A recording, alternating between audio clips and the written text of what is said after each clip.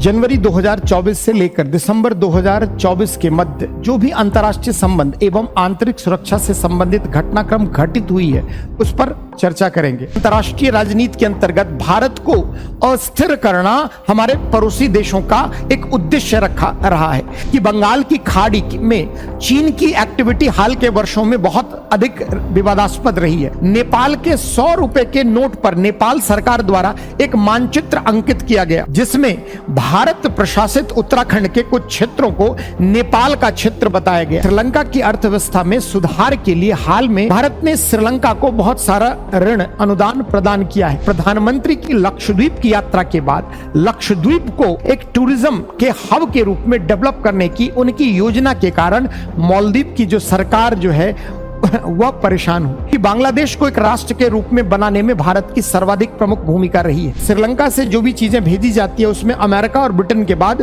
भारत का ही स्थान है। स्वागत है आप सभी का PW ओनली IAS के इस ऑनलाइन कक्षा में। आज का जो हमारा सत्र है वह उड़ान 500 प्लस प्रीलिम्स वाला करंट पर आधारित है, जिसके अंतर्गत हम लोग जनवरी 2024 से लेकर दिसंबर 2024 के मध्य जो भी अंतर्राष्ट्रीय संबंध एवं आंतरिक सुरक्षा से संबंधित घटनाक्रम घटित हुई है उस पर चर्चा करेंगे। एक बात मैं आपको स्पष्ट कर दूं कि ये जो कक्षा है इसका पर्पस अंतर्राष्ट्रीय संबंध या आंतरिक सुरक्षा से संबंधित घटनाओं का विश्लेषण करना नहीं है, बल्कि जो भी घटनाएं इस वर्ष भर में घटित हुई है उस पर सामान्य परिचर्चा इस कक्षा के अंतर्गत की जाएगी। जैसा कि आप सभी जानते हैं कि प्रीलिम्स परीक्षा में अंतर्राष्ट्रीय संबंध और आंतरिक सुरक्षा से प्रश्नों की संख्या ठीक ठाक होती है। वैसे स्थिति में आपके प्रीलिम्स की तैयारी को और व्यवस्थित करने के लिए उड़ान 500 प्लस प्रीलिम्स वाला करंट काफी मददगार होगा। तो विलंब नहीं करते हैं और स्टार्ट करते हैं। जैसा कि आप सभी जानते हैं कि जो पहला चैप्टर है उसके अंतर्गत भारत एवं चैप्टर 1 के अंतर्गत भारत एवं इसके पड़ोसी देश से संबंधित घटनाक्रम को शामिल किया गया है। तो इसी से संबंधित जो भी घटनाक्रम घटित हुई है चलते हैं उस पर परिचर्चा करते हैं। जो सबसे पहला घटनाक्रम है वह भारत बांग्लादेश प्रत्यर्पण संधि को लेकर है। प्रत्यर्पण एक्सट्रेडिशन का सामान्य अर्थ क्या होता है? किसी भी देश में यदि कोई अपराधी कोई वारदात को अंजाम देता है और अगर किसी कारणवश वह किसी अन्य देश में है, ऐसी स्थिति में उस अपराधी को किसी अन्य देश को जहां उसने वारदात को अंजाम दिया है को सुपुर्द किया जाता है। ये एक अंतर्राष्ट्रीय स्तर पर एक कानूनी प्रक्रिया है।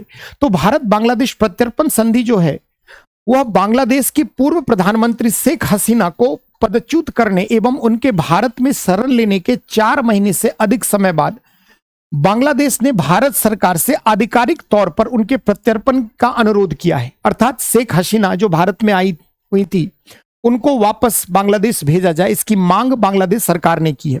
भारत बांग्लादेश प्रत्यर्पण संधि के बारे में कुछ बातें हैं जो आप जान लें। जैसे इस संधि पर वर्ष 2013 में हस्ताक्षर किए गए थे तथा भगोड़ों के प्रत्यर्पण की प्रक्रिया को कारगर बनाने के लिए वर्ष 2016 में इसमें संशोधन किया गया था। संधि के जो प्रमुख प्रावधान है वह है प्रत्यर्पण योग्य व्यक्ति वे व्यक्ति जिन पर अनुरोधकर्ता देश में प्रत्यर्पण योग्य अपराध करने का आरोप लगाया गया है या इसके लिए जो दोषी पाए गए हों अथवा वांछित हों। प्रत्यर्पण योग्य अपराध की इसमें परिभाषा बताई गई कि ऐसे अपराध जिनमें वित्तीय अपराध यानी पैसों के लेन देन के मामले में गड़बड़ी सहित न्यूनतम 1 वर्ष कारावास की सजा हो, दोहरी आपराधिकता प्रत्यर्पण के लिए अर्हता प्राप्त करने हेतु अपराध भारत एवं बांग्लादेश दोनों में दंडनीय होना चाहिए। ऐसा नहीं है कि भारत में अगर किसी अपराध के लिए दंड की व्यवस्था है और बांग्लादेश में उस अपराध के लिए दंड की व्यवस्था अगर नहीं है तो अगर कोई व्यक्ति यहां से भारत में आकर शरण लेता है या भारत से बांग्लादेश जाता है तो उसको बांग्लादेश सरकार भारत को वापस नहीं करेगी। प्रत्यर्पण का दायरा इस संधि के दायरे में अपराधों के प्रयासों के साथ साथ उसके लिए सहायता करना, उकसाना या सहयोगी के रूप में कार्य करना भी शामिल है।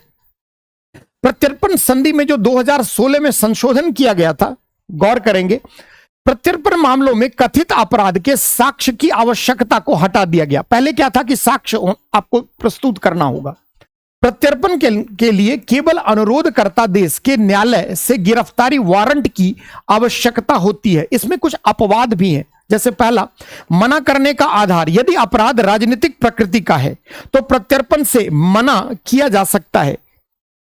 गैर राजनीतिक अपराध, कुछ अपराधों को स्पष्ट रूप से राजनीतिक अपराध के रूप में वर्गीकृत करने से बाहर रखा गया, जिनमें शामिल है कौन कौन सा? पहला, हत्या, गैर इरादतन हत्या का मामला, जीवन को खतरे में डालने के उद्देश्य से विस्फोट करना अथवा विस्फोटक या हथियार रखना, गिरफ्तारी का विरोध करने के लिए आग्नेयास्त्रों का उपयोग करना, जीवन को खतरे में डालने के उद्देश्य से संपत्ति को नुकसान पहुंचाना, अपहरण, बंधक बनाना, हत्या के लिए उकसाना और आतंकवाद से संबंधित अपराध।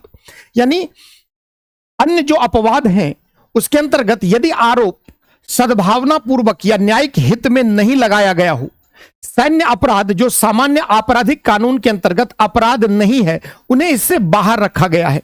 यदि अनुरोध राजनीति से प्रेरित प्रतीत होता है तो भारत या बांग्लादेश प्रत्यर्पण से मना कर सकते हैं।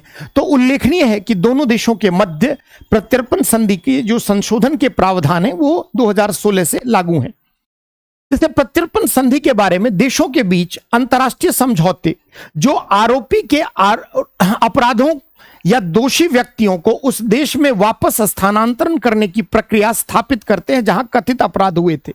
यानी अब जो प्रत्यर्पण है उसकी परिभाषा बताया गया है। इसमें मुख्य प्रावधानों में आमतौर पर शामिल है प्रत्यर्पण अपराधों की सूची, वे अपराध जिनके लिए प्रत्यर्पण का अनुरोध किया जा सकता है, जैसे हत्या, आतंकवाद, मादक पदार्थों की तस्करी आदि। अपवाद, ऐसी परिस्थितियां जिनके तहत प्रत्यर्पण से इनकार किया जा सकता है, जैसे राजनीतिक अपराध, यातना का जोखिम आदि। उचित प्रक्रिया क्या है इसकी? कि जो भी अनुरोधित व्यक्ति के अधिकारों की सुरक्षा, ऐसा नहीं कि सरकार ने अगर किसी व्यक्ति को अपने देश में लाने का अनुरोध किया है तो उसके नागरिक अधिकारों का अवहेलना कर दी जाए। भारत और प्रत्यर्पण, भारत कई द्विपक्षीय और बहुपक्षीय प्रत्यर्पण संधियों का पक्षकार है। प्रत्यर्पण अधिनियम 1962 भारत को प्रत्यर्पण के लिए विधायी आधार प्रदान करता है, कानूनी आधार प्रदान करता है। भारत में प्रत्यर्पण के लिए नोडल जो है प्राधिकरण कौन है? वो विदेश मंत्रालय है। यानी किसी अभियुक्त के विरुद्ध प्रत्यर्पण का अनुरोध जांचाधीन, विचाराधीन और दोषी ठहराए गए आपराधिक के मामले में शुरू किया जा सकता है। और नोडल प्राधिकरण कौन है? विदेश मंत्रालय। पूछ सकता है प्रीलिम्स में, है ना। भारत के कई देशों के साथ प्रत्यर्पण संधियां, जिनमें अमेरिका, जैसे आपने कल की घटनाक्रम सुनी होगी, तहब्बुर रहाना जो है, जो मुंबई आतंकी हमले में शामिल था, उसका प्रत्यर्पण भारत के लिए भारत ने अमेरिका से अनुरोध किया और कल ही अमेरिका द्वारा उसे भारत भेजा जा रहा है। तो भारत का संयुक्त राज्य अमेरिका, यूनाइटेड किंगडम और कई अन्य राष्ट्र के साथ प्रत्यर्पण संधियां हैं। विचार किए जाने योग्य कारक, भारतीय न्यायालय प्रत्यर्पण अनुरोधों की सावधानी पूर्वक जांच करते हैं तथा अपराध की प्रकृति, प्रस्तुत साक्ष्य और अनुरोधकर्ता देश में मानवाधिकारों के उल्लंघन की संभावना जैसे कारकों पर विचार करते हैं। तो एक घटनाक्रम जो घटित हुई थी, यहां से सवाल बन सकता है। दूसरा जो है वह स्मार्ट बाढ़ परियोजना, जैसे भारत म्यांमार सीमा प्रबंधन को लेकर हाल में ही भारतीय गृह मंत्री ने लोगों की मुक्त आवाजाही को रोकने के लिए भारत म्यांमार सीमा पर फेंसिंग के निर्णय की घोषणा की है ना।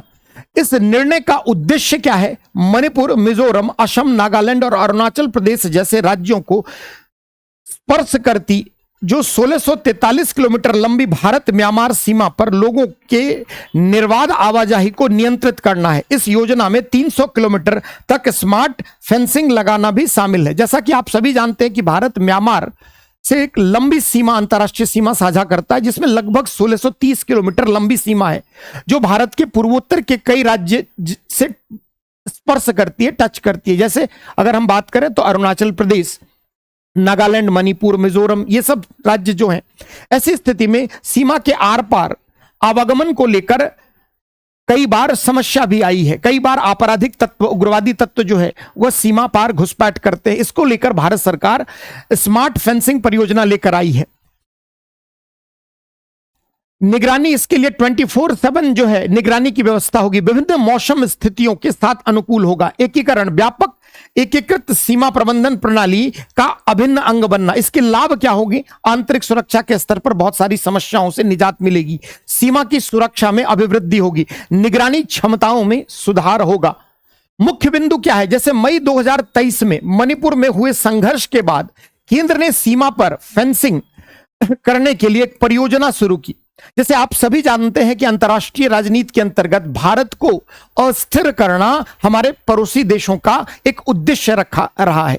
ऐसी स्थिति में वे जो भी पूर्वोत्तर के राज्यों से अन्य देश जिनसे हमारी सीमा लगती है उसके जरिए वह आतंकवादी, उग्रवादी या हथियार या अन्य मादक द्रव्यों का तस्करी के लिए वो समय समय पर प्रयास करते रहे। ऐसी स्थिति में अगर फेंसिंग की व्यवस्था होगी तो कहीं ना कहीं बहुत हद तक निगरानी और सीमा सुरक्षा में बढ़ोतरी होगी। इसका उद्देश्य संपूर्ण भारत म्यांमार सीमा पर फेंसिंग करना है, बाड़ लगाना है, तार से घेरा जाना, सामान्य भाषा में जो फ्री मूवमेंट रिजीम का अंत है। स्मार्ट बार लगाने के बाद भारत और म्यांमार के बीच सीमा पर मुक्त आवागमन व्यवस्था बंद हो जाएगी। भारत को हाल में ही ईरान के चाबहार बंदरगाह के बाद म्यांमार में सितवे बंदरगाह को संचालित करने का अधिकार प्राप्त हुआ है, जिस पर चर्चा हम लोग आगे भी करेंगे। क्या होता है फ्री मूवमेंट रिजीम? जैसे आप सभी जानते हैं कि जो पड़ोसी देश है म्यांमार, बहुत समय तक भारत म्यांमार ब्रिटिश शासन के अधीन निकट रहे हैं। दोनों देशों के मध्य सांस्कृतिक, निर्जातीय, प्रजातीय सिमिलैरिटी है। ऐसी स्थिति में दोनों देशों के सीमा के आर पार जो लोग हैं वो ऐतिहासिक रूप में जुड़े हुए हैं। ऐसी स्थिति में एक व्यवस्था बनाई गई जिसे हम कहते हैं मुक्त आवागमन व्यवस्था। इसके तहत भारत म्यांमार सीमा के दोनों ओर 16 किलोमीटर, गौर करना, पूछ सकता है आपसे, 16 किलोमीटर के भीतर रहने वाली पहाड़ी जनजातियां, चाहे वे भारतीय हो या म्यांमार के नागरिक, सीमा पास प्रस्तुत करके सीमा पार कर सकते हैं। जैसे मान लीजिए बहुत लोगों के पारिवारिक संबंध है, ऐसी स्थिति में आवागमन कर सकते हैं और उसके लिए दायरा क्या होगा? 16 किलोमीटर। इसे सरकार की एक्ट ईस्ट नीति के तहत 2018 में लागू किया था। एक्ट ईस्ट पॉलिसी आप सभी जानते हैं क्या है कि भारत का एक विदेश नीति के अंतर्गत जो पहले लुक ईस्ट पॉलिसी थी उसके स्थान पर भारत सरकार ने एक्ट ईस्ट पॉलिसी का क्रियान्वयन किया, जिसके अंतर्गत जो भी आसियान देश हैं, आसियान के 10 देशों के साथ कनेक्टिविटी, कॉमर्स, कल्चर और कैपेसिटी बिल्डअप के क्षेत्र में एक सहयोग की बात की जा रही है।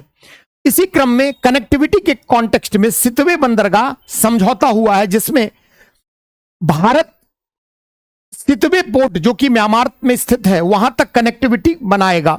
बंदरगाह का नाम जाहिर सी बात है सितवे है। भौगोलिक अवस्थिति इसकी कहां है? म्यांमार में है। संचालक इंडिया पोर्ट्स ग्लोबल लिमिटेड। परियोजना संदर्भ सितवे बंदरगाह कालादान मल्टी मॉडल पारागमन परिवहन परियोजना का ही हिस्सा है। उद्देश्य क्या है इसका? उद्देश्य कोलकाता और पूर्वी भारतीय समुद्री बंदरगाहों को समुद्र मार्ग से म्यांमार के सितवे बंदरगाह से जोड़ना है। तो ये जो है परियोजना बहुत इंपॉर्टेंट है भारत के कनेक्टिविटी के लिहाज से, कि मान लीजिए अगर पूर्वोत्तर के राज्यों में कल को चीन का आक्रमण होता है, ऐसी स्थिति में अगर हम पूर्वोत्तर के राज्यों से जो सिलिगुड़ी कॉरिडोर है, चिकन नेक जिसको कहते हैं, उसके माध्यम से हम संपर्क स्थापित न करें तो एक अल्टरनेटिव रूट हो समुद्र के मार्ग से। ऐसी स्थिति में व्यापार के साथ साथ राष्ट्रीय हित, भारत के सीमा की सुरक्षा के लिहाज से भी यह जो परियोजना है यह महत्वपूर्ण है। चलते हैं अगले न्यूज की तरफ, बिम्स्टेक को लेकर। बिम्स्टेक आप सभी जानते हैं bay of Bengal initiative for multi sectoral engineering and technical cooperation. ये बे ऑफ बंगाल यानी बंगाल की खाड़ी में स्थित विभिन्न देशों का एक संगठन है और सार्क में जब से अस्थिरता पाकिस्तान के कारण आई है तब से भारत ने अपना ध्यान जो है वह बिम्स्टेक पर केंद्रित किया है। वैसे भी आप सभी जानते हैं कि बंगाल की खाड़ी में चीन की एक्टिविटी हाल के वर्षों में बहुत अधिक विवादास्पद रही है।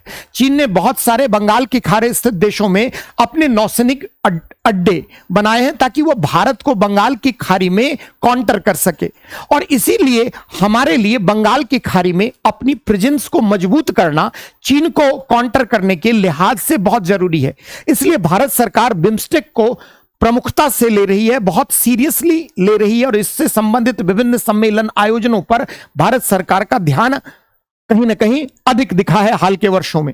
तो वर्ष 2024 में पहला चार्टर लागू होने के बाद बिम्स्टेक एक लीगल पर्सनालिटी के रूप का दर्जा इसको प्राप्त कर लिया गया है। बिम्स्टेक चार्टर की पृष्ठभूमि, बिम्स्टेक चार्टर को 30 मार्च 2022 को कोलंबो श्रीलंका में इसके 5वें शिखर सम्मेलन के दौरान अपनाया गया था। यह चार्टर 20 मई 2024 से प्रभावी हुआ।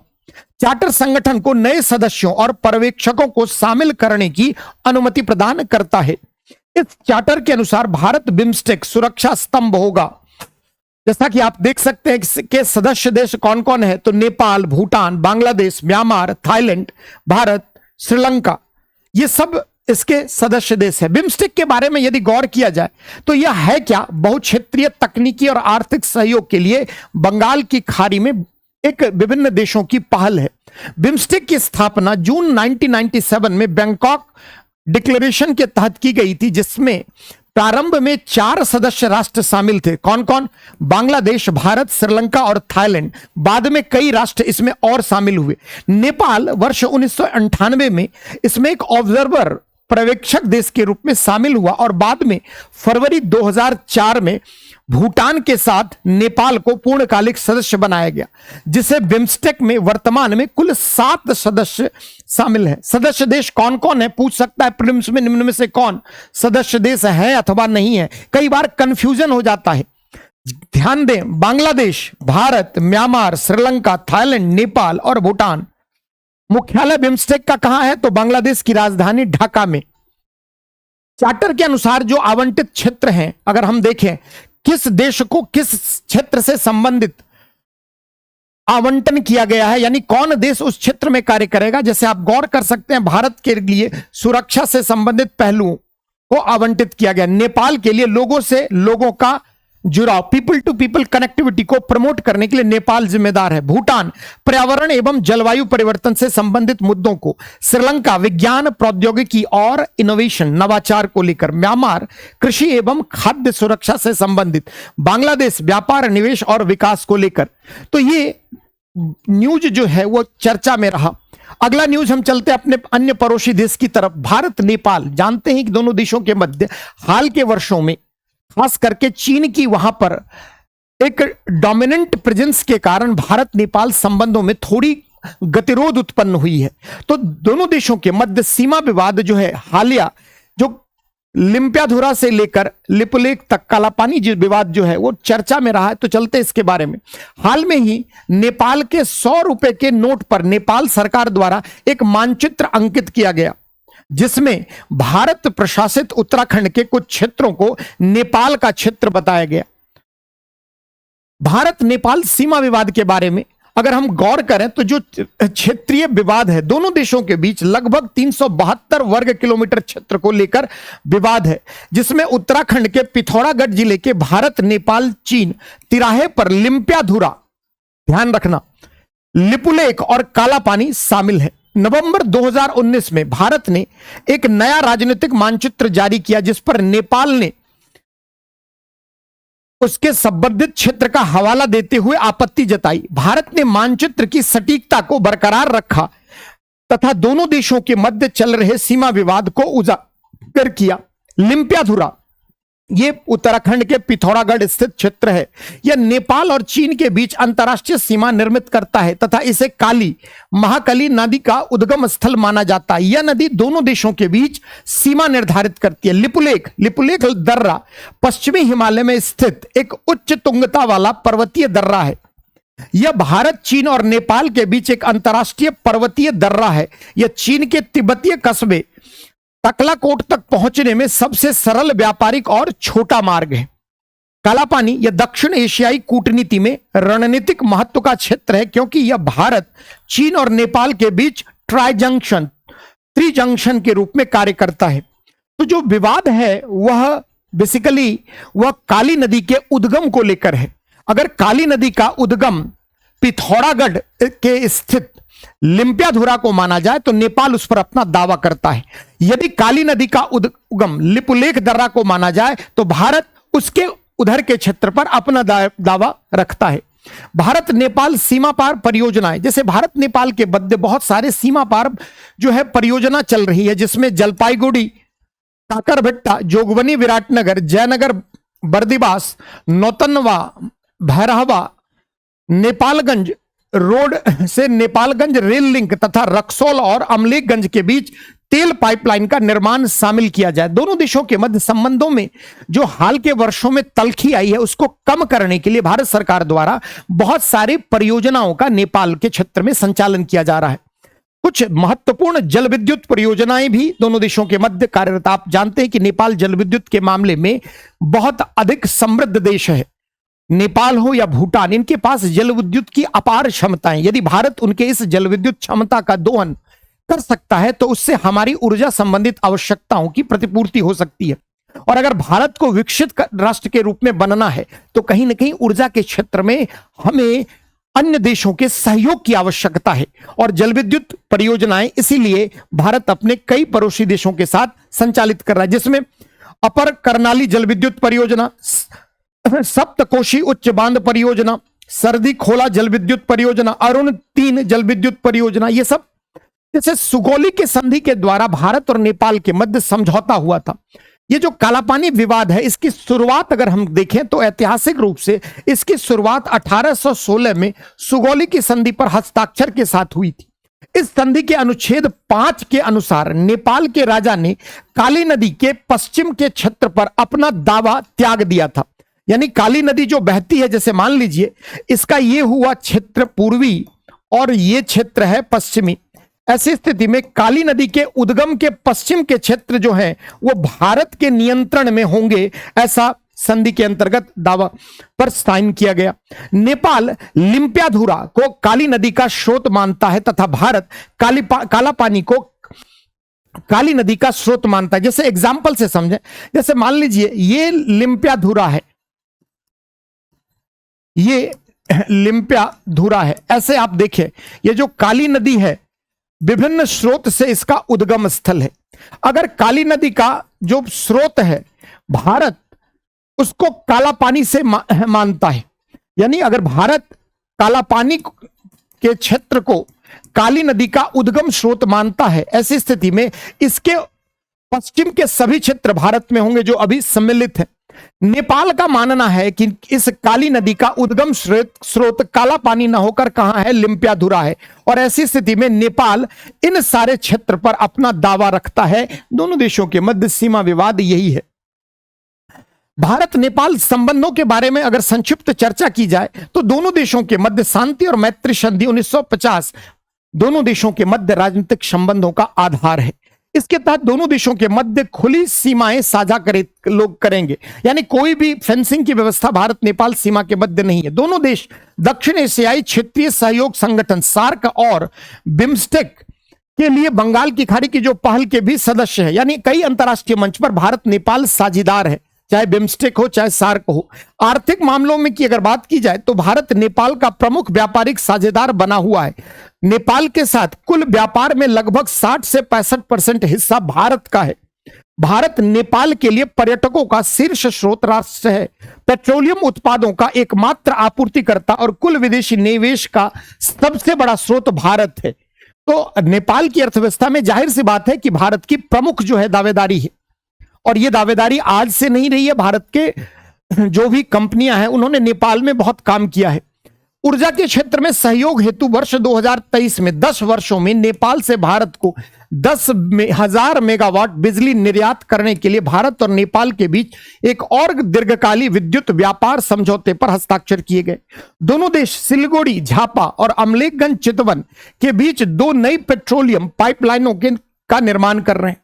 रक्षा के क्षेत्र में भी दोनों देशों के मध्य सहयोग है। भारत वर्ष 2011 से नेपाल के साथ प्रतिवर्ष सूर्य किरण नाम से संयुक्त सैन्य अभ्यास करता रहा है। तो पूछ सकता है कि सूर्य किरण जो है वह किन देशों के मध्य सैन्य अभ्यास है। कई बार आपको मैच करने दिया जाता है, इधर सैन्य अभ्यास और उधर देश से मैच करने के लिए कौन स्टेटमेंट सही है वगैरह वगैरह, और प्रीलिम्स में ऐसे सवाल आते ही आते हैं। चलते हैं भारत बांग्लादेश संबंध में कुछ और नवीन घटनाओं।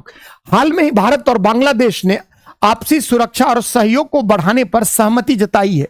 इसके साथ ही कई अन्य समझौतों पर भारत बांग्लादेश के मध्य हस्ताक्षर हुए।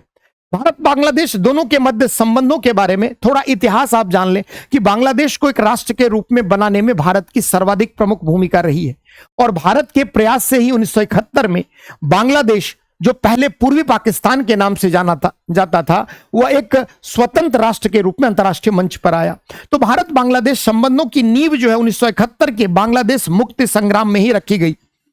बांग्लादेश दक्षिण एशिया में भारत का सबसे बड़ा व्यापारिक साझेदार तथा भारत एशिया में बांग्लादेश का दूसरा सबसे बड़ा व्यापारिक साझेदार है। भारत एशिया में बांग्लादेश का सबसे बड़ा निर्यात गंतव्य है, यानी बांग्लादेश से जो सर्वाधिक निर्यात एशिया में किसी कंट्री को होता है तो वह भारत है। कनेक्टिविटी, दोनों देशों के मध्य कनेक्टिविटी को प्रमोट करने के लिए बहुत सारे प्रयास हुए, जैसे मैत्री एक्सप्रेस 2008 से कोलकाता और ढाका के मध्य संचालित है। बंधन एक्सप्रेस 2017 से कोलकाता और खुलना को जोड़ती है। मिताली एक्सप्रेस जून 2022 से न्यू जलपाईगुड़ी और ढाका के मध्य। भारत और बांग्लादेश के मध्य अंतर्देशीय जलमार्ग पारगमन और व्यापार प्रोटोकॉल स्थापित है तथा यह 1972 से कार्यरत है। मतलब भारत बांग्लादेश को अंतर्राष्ट्रीय व्यापार के लिए अपने पत्तनों तक एक्सेस प्रदान करेगा, जिसको लेकर कल की घटनाक्रम है जिसमें भारत ने मना किया है। लेकिन चूंकि यह घटना इतनी नवीन है कि इस वर्ष प्रीलिम्स नहीं अगले वर्ष पूछा जा सकता है। दोनों देशों के मध्य अगर संयुक्त सैन्य अभ्यास की बात करें तो जो अभ्यास संप्रति है थल सेना का दोनों देशों के मध्य संपन्न होता है। अभ्यास बोंगो सागर नौसेना के दोनों देशों के मध्य सैन्य अभ्यास है। बहुपक्षीय सहयोग सार्क, बिम्स्टेक और हिंद महासागर रिम एसोसिएशन में भारत और बांग्लादेश दोनों ही देश क्या है, मेंबर हैं। भारत बांग्लादेश के मटरवारी बंदरगाह को पूर्वोत्तर राज्यों से जोड़ने के प्रस्ताव पर विचार कर रहा है। यानी ये जो मटरवारी जो है आप देख सकते हैं कि यह म्यांमार चटग्राम, जिसको पहले चिटगांव के नाम से जाना जाता था, उसके नीचे जो है बंगाल की खाड़ी में स्थित है और मटरवारी परियोजना से भारत पूर्वोत्तर के राज्यों तक कनेक्टिविटी को डेवलप करना चाहता है। क्या है मटरवारी परियोजना, उसके बारे में। मटरवारी परियोजना बांग्लादेश का पहला गहरे समुद्र डीप सी वाला बंदरगाह होगा जो बड़े जहाजों को आश्रय देने में सक्षम होगा। योजना की भूमिका बंदरगाह की कार्गो हैंडलिंग क्षमता को मजबूत करना, पड़ोसी देशों के साथ रसद परिचालन को सुविधाजनक बनाना, वित्त पोषण, जैसे जापान अंतर्राष्ट्रीय सहयोग एजेंसी ने मटरवारी विकास के लिए बांग्लादेश सरकार को $750 मिलियन का ऋण प्रदान किया है। और अगर यह परियोजना पूर्ण हो जाती है तो पूर्वोत्तर के राज्यों, खास करके अगर हम बात करें तो त्रिपुरा, मिजोरम, मणिपुर, ये जो पूर्वोत्तर के राज्य हैं वहां तक पोर्ट कनेक्टिविटी और बेहतर होगी। परिचालन, बंदरगाह का परिचालन 2027 में शुरू होने की योजना है। उद्देश्य इसका क्या है, ऑब्वियसली दक्षिण पूर्व एशिया और अन्य एशियाई बाजारों में एक्सपोर्ट को बढ़ाना, निर्यात को बढ़ाना, अंतर्राष्ट्रीय व्यापार के लिए कार्गो हैंडलिंग क्षमताओं में सुधार करना, चटगांव जैसे भीड़ भाड़ वाले बंदरगाह पर अत्यधिक बोझ को कम करना, और इसके लिए मटरवारी बंदरगाह परियोजना को डेवलप किया जाता है। चलते हैं अगले घटनाक्रम की तरफ।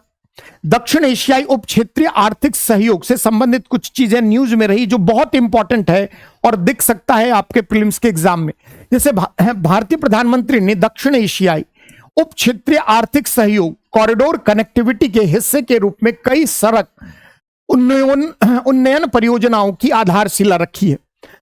क्या है SASEC?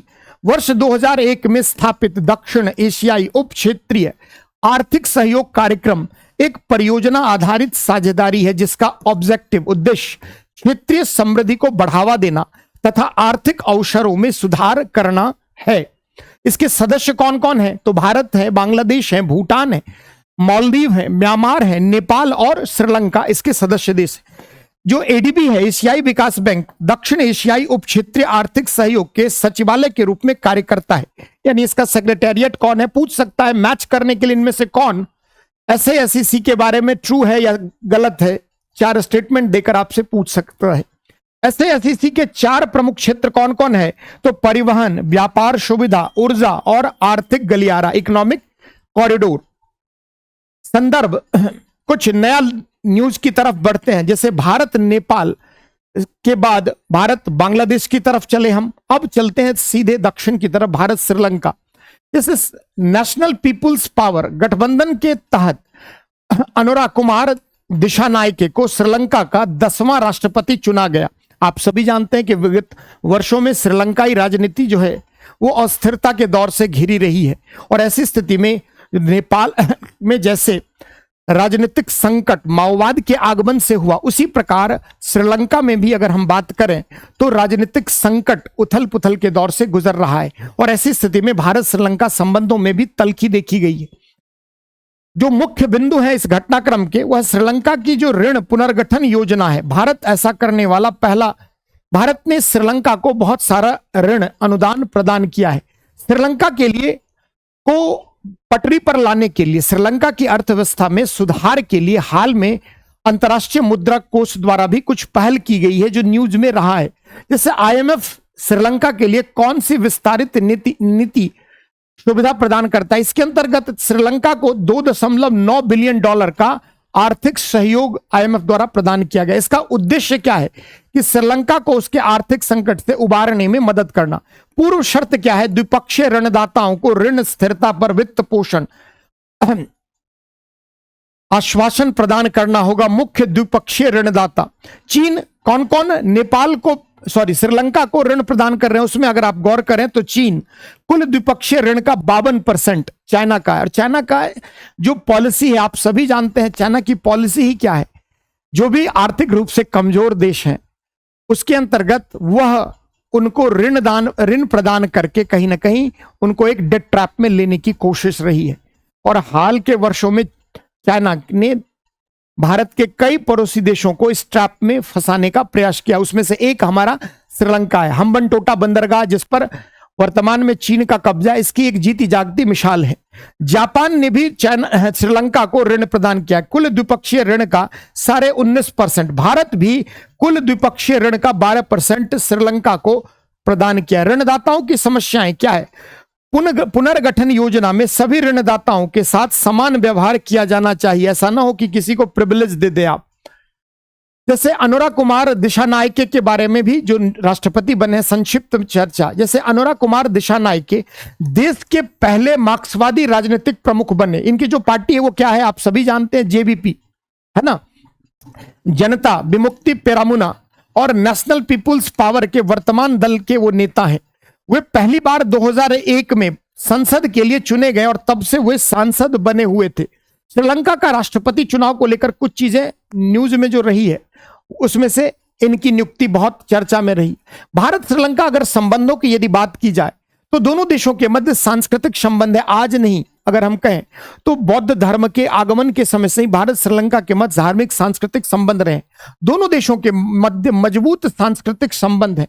बहुत से श्रीलंकाई लोग अपनी विरासत भारत से जोड़ते हैं। जो रामायण तथा बौद्ध धर्म जिसकी उत्पत्ति भारत में हुई है, जो वर्तमान में भी श्रीलंका में एक महत्वपूर्ण धर्म के रूप में देखा जाता है।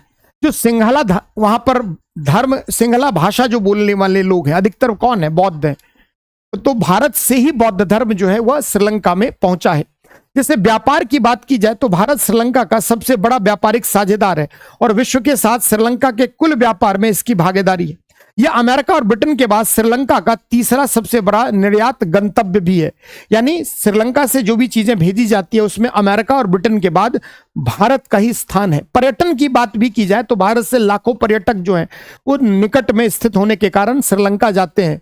तो देश में आने वाले कुल पर्यटकों में भारतीय पर्यटकों की संख्या 17% है, जो सबसे अधिक है। भारत सरकार ने वर्ष 2015 में श्रीलंकाई पर्यटकों के लिए औपचारिक रूप से ई पर्यटक वीजा योजना शुरू की। भारत और श्रीलंका ने वर्ष 2016 में ओपन स्काई समझौता किया, जिसके तहत श्रीलंकाई एयरलाइंस भारत के लिए असीमित संख्या में उड़ान संचालित कर सकेगी। यानी दोनों देशों के मध्य सहयोग के क्षेत्र में कुछ नवीन प्रयास हालिया वर्षों में हुए, जिसकी चर्चा हमने की।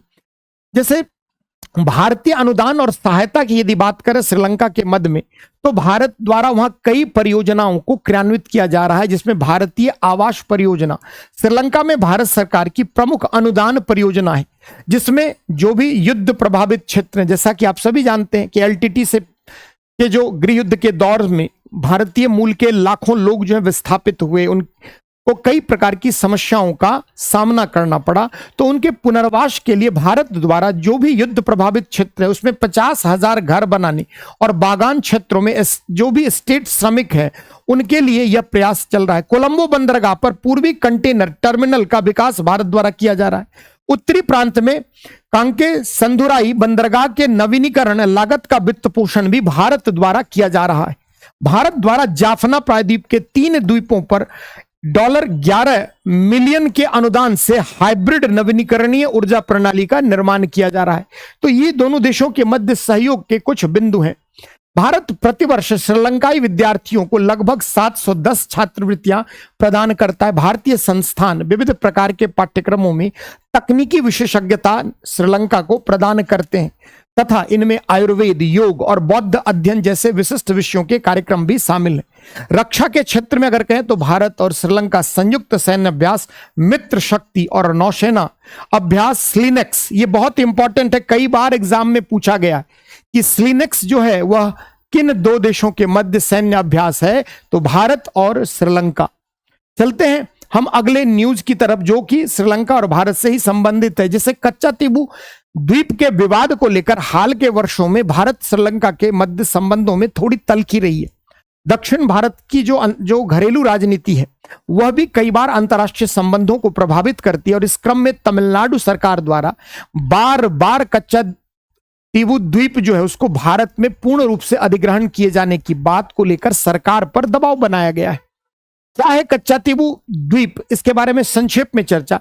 जैसे भारत श्रीलंका समुद्री समझौते 1974 के तहत क्या प्रावधान थे कि जो अनुच्छेद 4 के अंतर्गत क्षेत्र पर संप्रभुता संबंधित समझौते में उल्लेख किया गया था कि प्रत्येक राज्य के पास पाक जलडमरू मध्य जो पाक स्टेट है, पाक खाड़ी में समुद्री सीमा के किनारों के जल द्वीपों, महाद्वीपीय शेल्फ और उपभूमि पर संप्रभुता और विशेष क्षेत्राधिकार नियंत्रण होगा। समस्या क्या होती है कि जो भारतीय मछुआरे हैं कच्चा द्वीप जो है वहां पर कच्चातीबू द्वीप के आसपास अगर वहां मछलियां पकड़ते हैं तो कई बार श्रीलंका सरकार द्वारा उनको गिरफ्तार किया जाता है। समझौते के अनुच्छेद 5 में स्पष्ट किया गया कि भारतीय मछुआरे को द्वीप के आसपास मछली पकड़ने, वहां अपने जाल सुखाने की अनुमति के साथ भारतीय तीर्थ यात्रियों को द्वीप पर स्थित कैथोलिक तीर्थ की यात्रा करने की अनुमति दी गई है। और श्रीलंका सरकार बार बार क्या कर रही, हमारे मछुआरे को पकड़ रही है, उन्हें जेल भेज रही। तो ये हाल के वर्षों में दोनों देशों के मध्य यह एक संबंधों में गतिरोध का एक प्रमुख बिंदु है। प्रारंभिक मध्यकाल में कच्चातीबू पर श्रीलंका के जाफना साम्राज्य का नियंत्रण था। 17वीं शताब्दी में इसका नियंत्रण रामनाथपुरम स्थित रामनाद जमींदारी के हाथों में चला गया। ब्रिटिश शासन के दौरान यह मद्रास प्रेसिडेंसी का हिस्सा बन गया और वर्ष 1921 में भारत और श्रीलंका, जो उस समय दोनों किसके उपनिवेश थे, ब्रिटिश उपनिवेश थे, ने मछली पकड़ने की सीमा निर्धारित करने के लिए इस द्वीप पर अपना दावा किया। भारत से आए एक ब्रिटिश प्रतिनिधि मंडल ने द्वीप पर रामानद साम्राज्य के स्वामित्व का हवाला देते हुए श्रीलंका के दावे को चुनौती दी। वर्ष 1974 में भारत और श्रीलंका के बीच समुद्री सीमा को सुलझाने के लिए इंदिरा गांधी ने भारत श्रीलंका समुद्री सीमा समझौते पर हस्ताक्षर किए, जिसके तहत कच्चातीबू को श्रीलंका का क्षेत्र माना गया। हालांकि श्रीलंका ने भारतीय मछुआरों को कच्चातीबू तक पहुंचने के अधिकार को केवल आराम करने, जाल सुखाने और बिना वीजा के कैथोलिक तीर्थ स्थल पर जाने के अधिकार तक सीमित कर दिया। मतलब मछली पकड़ने के अधिकार को उससे हटा दिया गया, क्योंकि जो श्रीलंकाई मछुआरे हैं उनका दावा है कि भारतीय मछुआरे समृद्ध हैं, उनके पास नवीन तकनीक है, बेहतर जहाज है, बेटर जो है वो मछली पकड़ने के इक्विपमेंट्स है। ऐसी स्थिति में श्रीलंकाई मछुआरों को मौका मछलियां पकड़ने का अधिक नहीं मिल पाता। वर्ष 1976 में भारत में आपातकाल की अवधि के दौरान एक अन्य समझौते पर हस्ताक्षर किया गया, जिसके तहत किसी भी देश को दूसरे देश के अनन्य आर्थिक क्षेत्र में मछली पकड़ने पर रोक लगा दी गई। वर्ष 1983 से 2009 के बीच श्रीलंका में गृह युद्ध छिड़ जाने के कारण सीमा विवाद तीव्र हो गया। वर्ष 2009 के बाद जब युद्ध समाप्त हो गया, कोलंबो ने समुद्री सुरक्षा बढ़ा दी, जिसके तहत श्रीलंकाई जल क्षेत्र में भारतीय मछुआरे के लिए जोखिम या खतरा में वृद्धि उत्पन्न हुई। कच्चातीबू द्वीप के बारे में, जैसे तमिल भाषा में कच्चातीबू का अर्थ क्या होता है, बंजर द्वीप, है ना। इसकी भौगोलिक अवस्थिति कहां है, तो कच्चातीबू भारत और श्रीलंका के बीच पाक स्टेट, पाक जलडमरू मध्य में 285 एकड़ का एक निर्जन क्षेत्र है। संरचना, यह एक छोटा बंजर द्वीप है और कुछ आधिकारिक रिपोर्ट्स के अनुसार इसका निर्माण 14वीं शताब्दी के ज्वालामुखी विस्फोट के बाद हुआ था। इस द्वीप पर एकमात्र संरचना 20वीं सदी की शुरुआत में कैथोलिक तीर्थस्थल है जिसका नाम सेंट एंथनी चर्च है, और यहीं पर बहुत सारे जो ईसाई समुदाय के लोग हैं वो चर्च में आराधना के लिए जाते हैं। हाल में ही मालदीव सरकार ने भारत मालदीव संबंधों की तरफ अब चले, श्रीलंका के बाद उसके साथ निकट पड़ोसी देश के रूप में भारत मालदीव।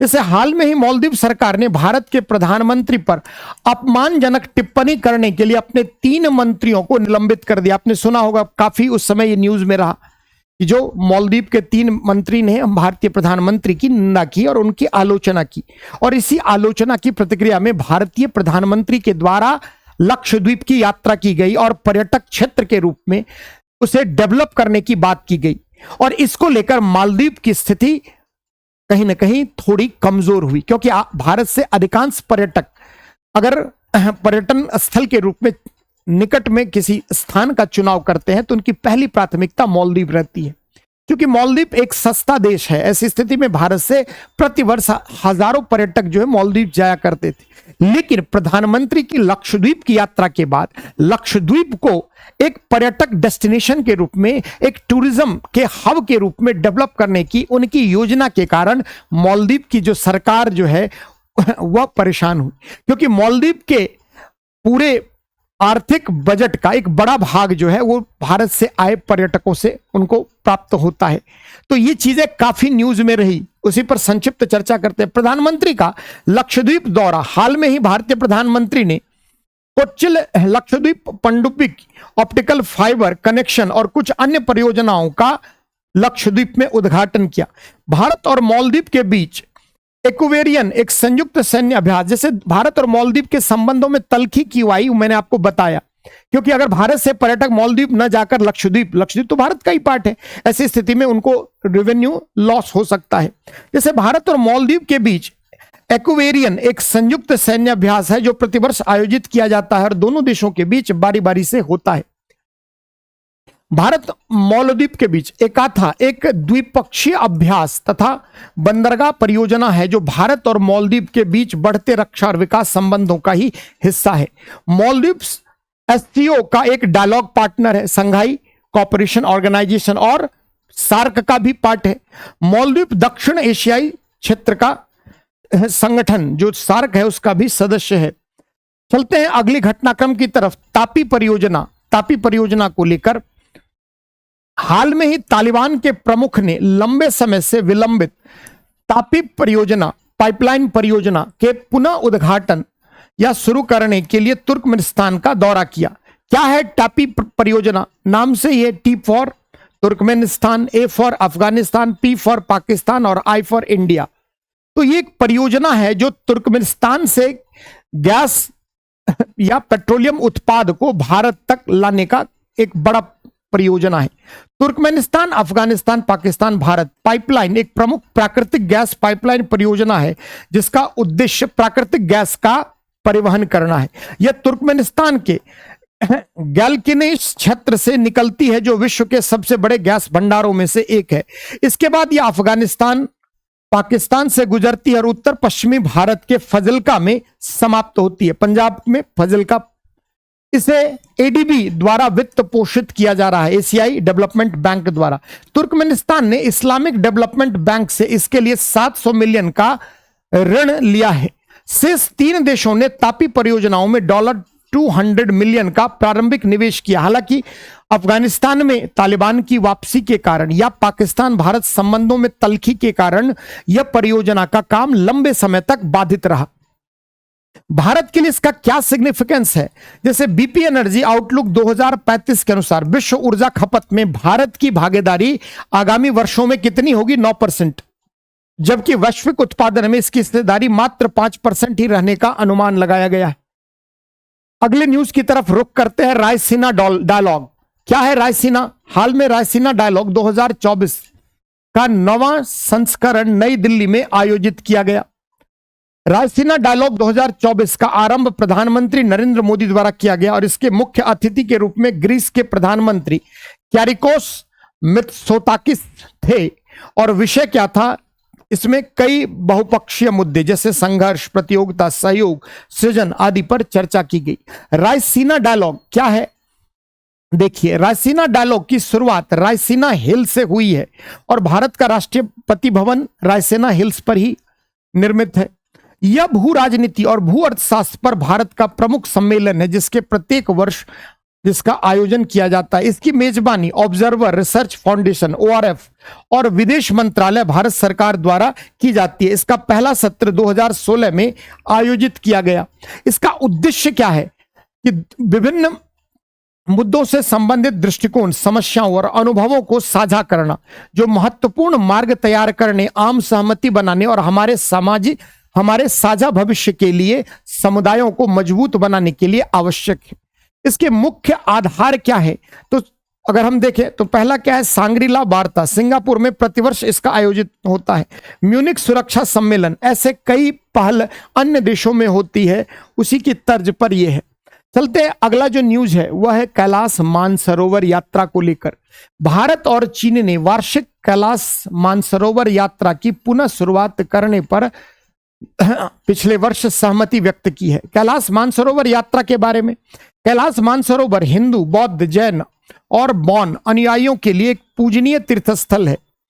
भगवान शिव का निवास स्थल इसे माना जाता है और कैलाश पर्वत, आप सभी जानते हैं हिंदू धर्म ग्रंथ में कैलाश पर्वत को भगवान शंकर का घर के रूप में माना जाता है और यहीं पर पवित्र मानसरोवर झील गहन आध्यात्मिक महत्व रखते हैं।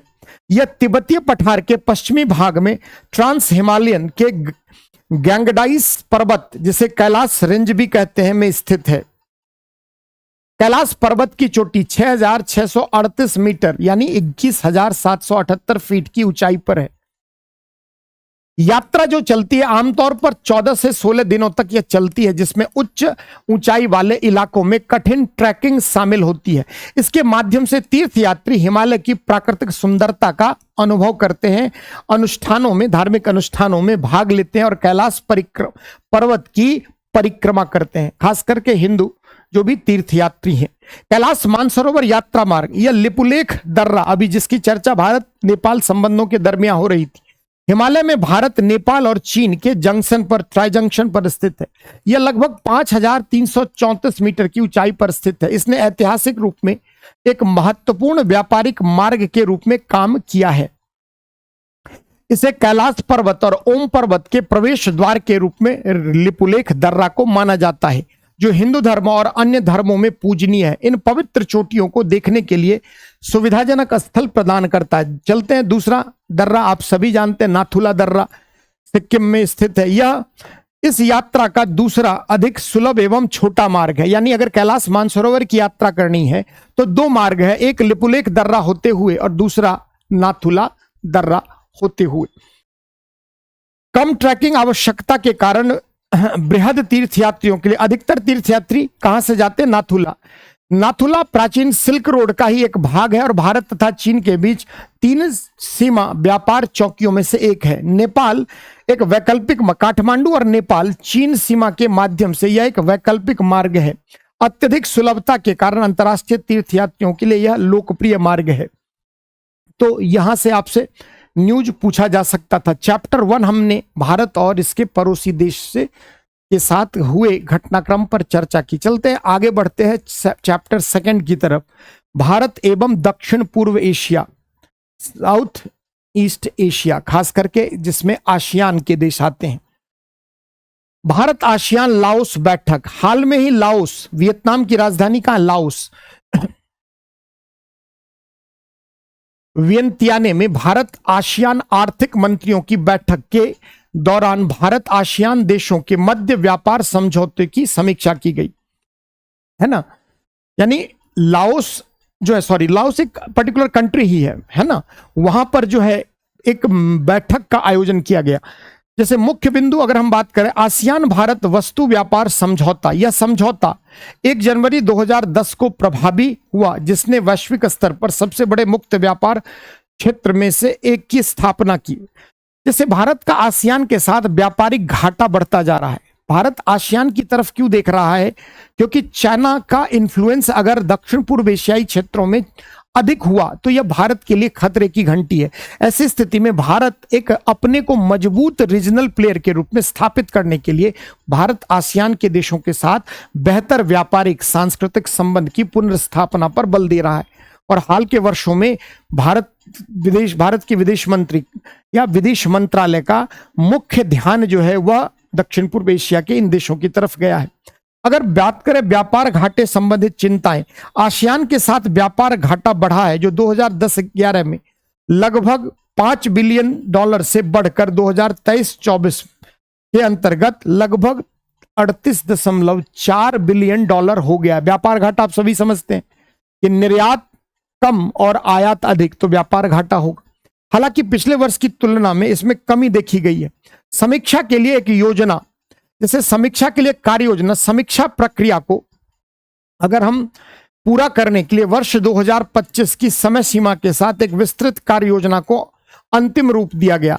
AITI-GA के अद्यतन की तत्काल आवश्यकता, भारत ने द्विपक्षीय व्यापार को अन्य क्षेत्रों में जाने से रोकने के लिए AITI-GA का अद्यतन अपडेट करने की आवश्यकता पर बल दिया है, क्योंकि भारत मुक्त व्यापार समझौते के माध्यम से अन्य अर्थव्यवस्थाओं से एकीकृत होता है। जैसे समीक्षा के लिए जो कार्य योजना थी, समीक्षा प्रक्रिया को पूरा करने के लिए वर्ष 2025 की सीमा तैयार की गई है। अगर हम गौर करें आसियान के बारे में, आसियान के बारे में आपको पता ही होगा कि आसियान क्या है। दक्षिण पूर्व एशियाई 10 देशों का एक क्षेत्रीय संगठन है। इसकी स्थापना 8 अगस्त 1967 को बैंकॉक, थाईलैंड में इसके संस्थापक सदस्य द्वारा आसियान घोषणा पत्र के माध्यम से हस्ताक्षर कर हुई थी। संस्थापक देश कौन थे? पहले था इंडोनेशिया, मलेशिया, फिलीपींस, सिंगापुर और थाईलैंड। यानी पहले 5 सदस्य देश थे, बाद में अन्य 5 देशों को इसमें शामिल किया गया। वर्तमान में कौन कौन से सदस्य देश हैं? तो ब्रुनेई है, कंबोडिया है, इंडोनेशिया है, लाओस है, मलेशिया है, म्यांमार है, फिलीपींस है, सिंगापुर है, थाईलैंड और वियतनाम। अध्यक्षता, आसियान की अध्यक्षता प्रत्येक वर्ष सदस्य देशों के बीच उनके अंग्रेजी नामों के वर्णानुक्रमों के अनुसार बदलती रहती है, अल्फाबेटिकली। भारत ने वर्ष 1992 में क्षेत्रीय वार्ता साझेदार के रूप में आसियान के साथ औपचारिक व्यापारिक संबंध प्रारंभ किया। वर्ष 2003 में दूसरे आसियान भारत शिखर सम्मेलन में व्यापक आर्थिक सहयोग पर आसियान भारत रूपरेखा समझौते पर हस्ताक्षर किए गए। वर्ष 2023 में भारत आसियान का 6ठा सबसे बड़ा व्यापारिक साझेदार बना। आसियान भविष्य मंच या आसियान और उसके साझेदार राष्ट्रों के लिए नए विचारों और नीतिगत सिफारिशों को साझा करने का एक प्रमुख मंच है। विदेश मंत्री श्री एस जयशंकर ने पहले आसियान फ्यूचर फोरम को वर्चुअली संबोधित किया। प्रारंभ इसे जकार्ता में 43वें आसियान शिखर सम्मेलन 2023 के दौरान प्रारंभ किया गया। चलते हैं अब अगले ही दक्षिण पूर्व एशियाई देश की तरफ, जिसमें भारत और इंडोनेशिया अगला घटनाक्रम लेते हैं। 16 अप्रैल 2024 को भारत और इंडोनेशिया के मध्य राजनैतिक संबंधों की स्थापना की 75वीं वर्षगांठ मनाई गई। अगर हम गौर करें तो भारत इंडोनेशिया दोनों देशों के मध्य वर्ष 1950 में भारत के पहले गणतंत्र दिवस में इंडोनेशिया के राष्ट्रपति सुकार्नो मुख्य अतिथि के रूप में आमंत्रित किए गए।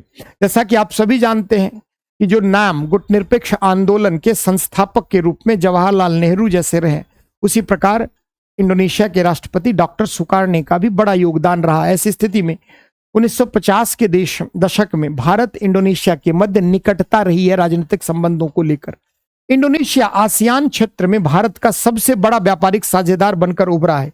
वित्त वर्ष 2022-23 के दौरान द्विपक्षीय व्यापार लगभग $38.85 बिलियन था। भारत इंडोनेशिया से अधिकतर क्या मंगाता है? कोयला और कच्चे पाम तेल का दूसरा सबसे बड़ा आयातक है। दोनों देशों के मध्य यदि बात की जाए तो रक्षा अभ्यास में गरुड़ शक्ति, समुद्र शक्ति, इंडो कॉर्पोरेट नौसेना के क्षेत्र में सैन्य अभ्यास होते हैं। रक्षा समझौते भारत और इंडोनेशिया संयुक्त रूप से शबांग डीप सी पोर्ट इंडोनेशिया में भी विकसित कर रहे हैं। तो दोनों देशों के मध्य संबंधों को लेकर यह घटनाक्रम घटित हुआ। चलते हैं अगले घटनाक्रम की तरफ, जिसमें भारत और वियतनाम के मध्य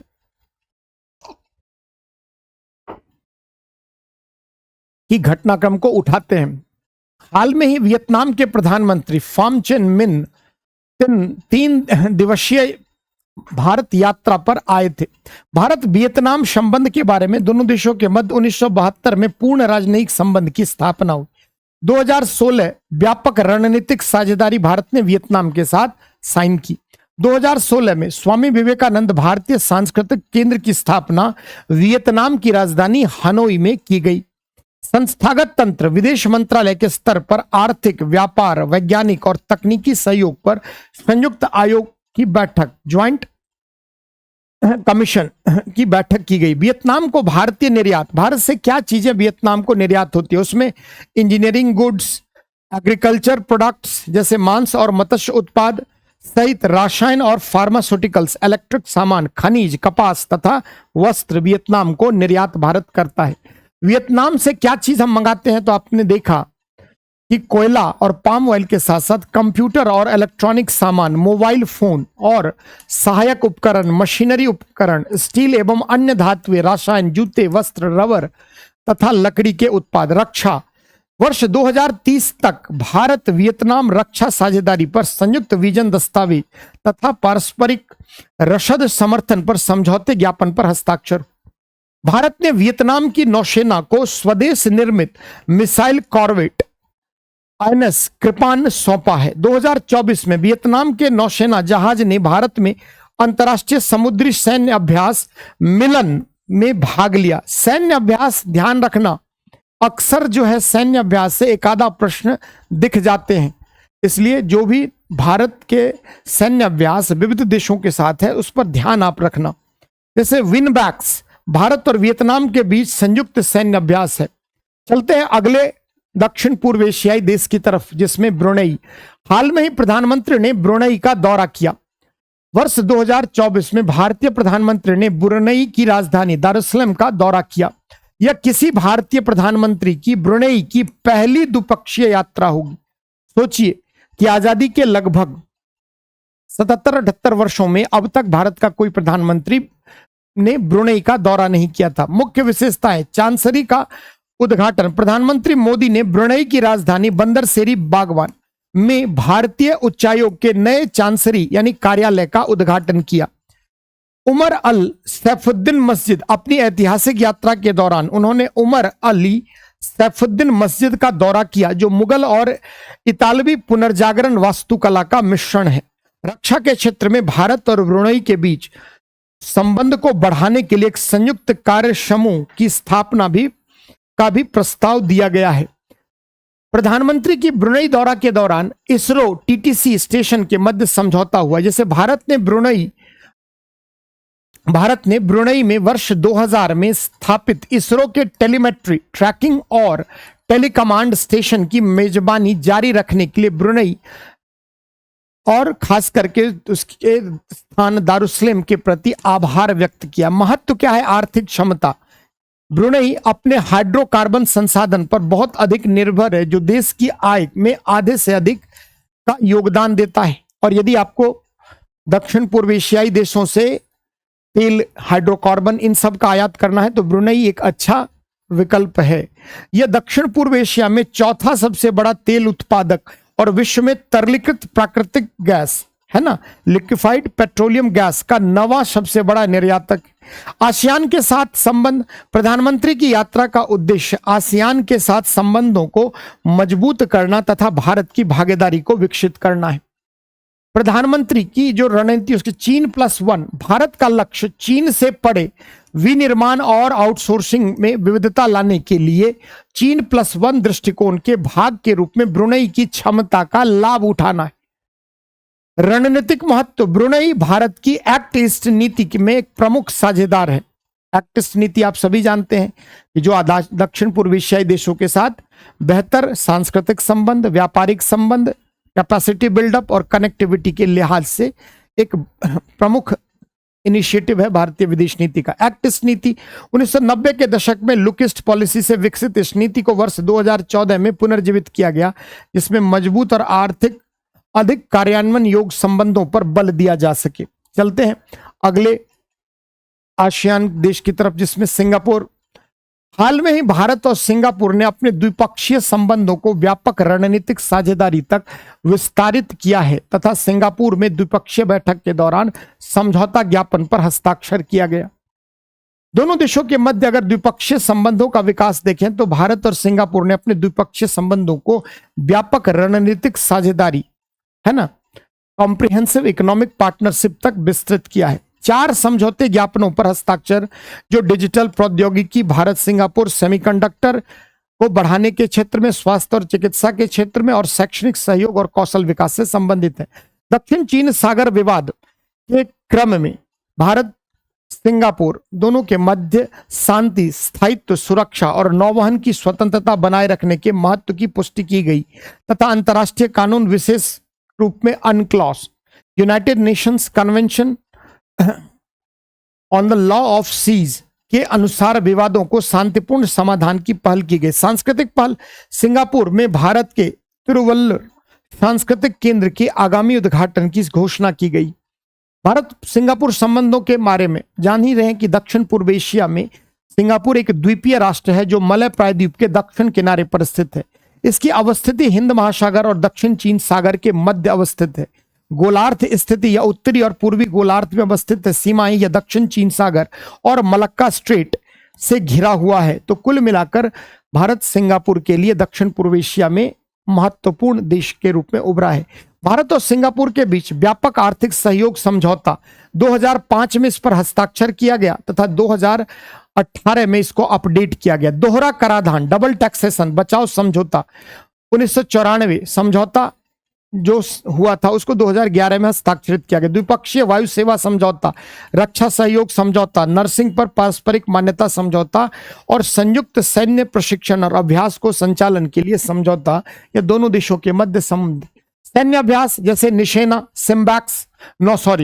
के क्षेत्र में सिम्बैक्स, वायुसेना के क्षेत्र में सिंडैक्स और थल सेना के लिए बोल्ड कुरुक्षेत्र और अग्नि वॉरियर। भारत सिंगापुर मंत्री स्तरीय गोलमेज सम्मेलन, यह मंच सिंगापुर और भारत के बीच द्विपक्षीय सहयोग और आपसी हितों पर चर्चा को बढ़ावा देता है। इसकी पहली बैठक सितंबर 2022 में नई दिल्ली में आयोजित की गई। इसमें रणनीतिक साझेदारी की समीक्षा और सहयोग के नए मार्ग तलाशने पर ध्यान केंद्रित किया जाता है। दूसरा भारत सिंगापुर मंत्री स्तरीय गोलमेज सम्मेलन 26 अगस्त 2024 को सिंगापुर में आयोजित किया गया। संदर्भ, भारत अगला जो है न्यूज देखते हैं ऑपरेशन सद्भाव को लेकर। भारत ने टाइफून यागी के कारण आई बाढ़ के पश्चात म्यांमार, लाओस और वियतनाम में आपातकालीन सहायता प्रदान करने हेतु ऑपरेशन सद्भाव शुरू किया। मोस्ट इंपॉर्टेंट, करंट अफेयर्स में दिखना ही दिखना है, पूछ देगा आपसे कि ऑपरेशन सद्भाव किन देशों के मध्य भारत द्वारा शुरू किया गया है। तो भारत द्वारा म्यांमार, लाओस और वियतनाम में आई बाढ़ में आपातकालीन। भारत ने अनुरोध प्राप्त होने के कुछ ही घंटे भीतर म्यांमार को राहत सामग्री भेज दी। आईएनएस सतपुरा ने HADR पैलेट्स को टेंट, जनरेटर सेट और खाने पीने की तैयार भोजन के साथ यांगून पहुंचाया गया।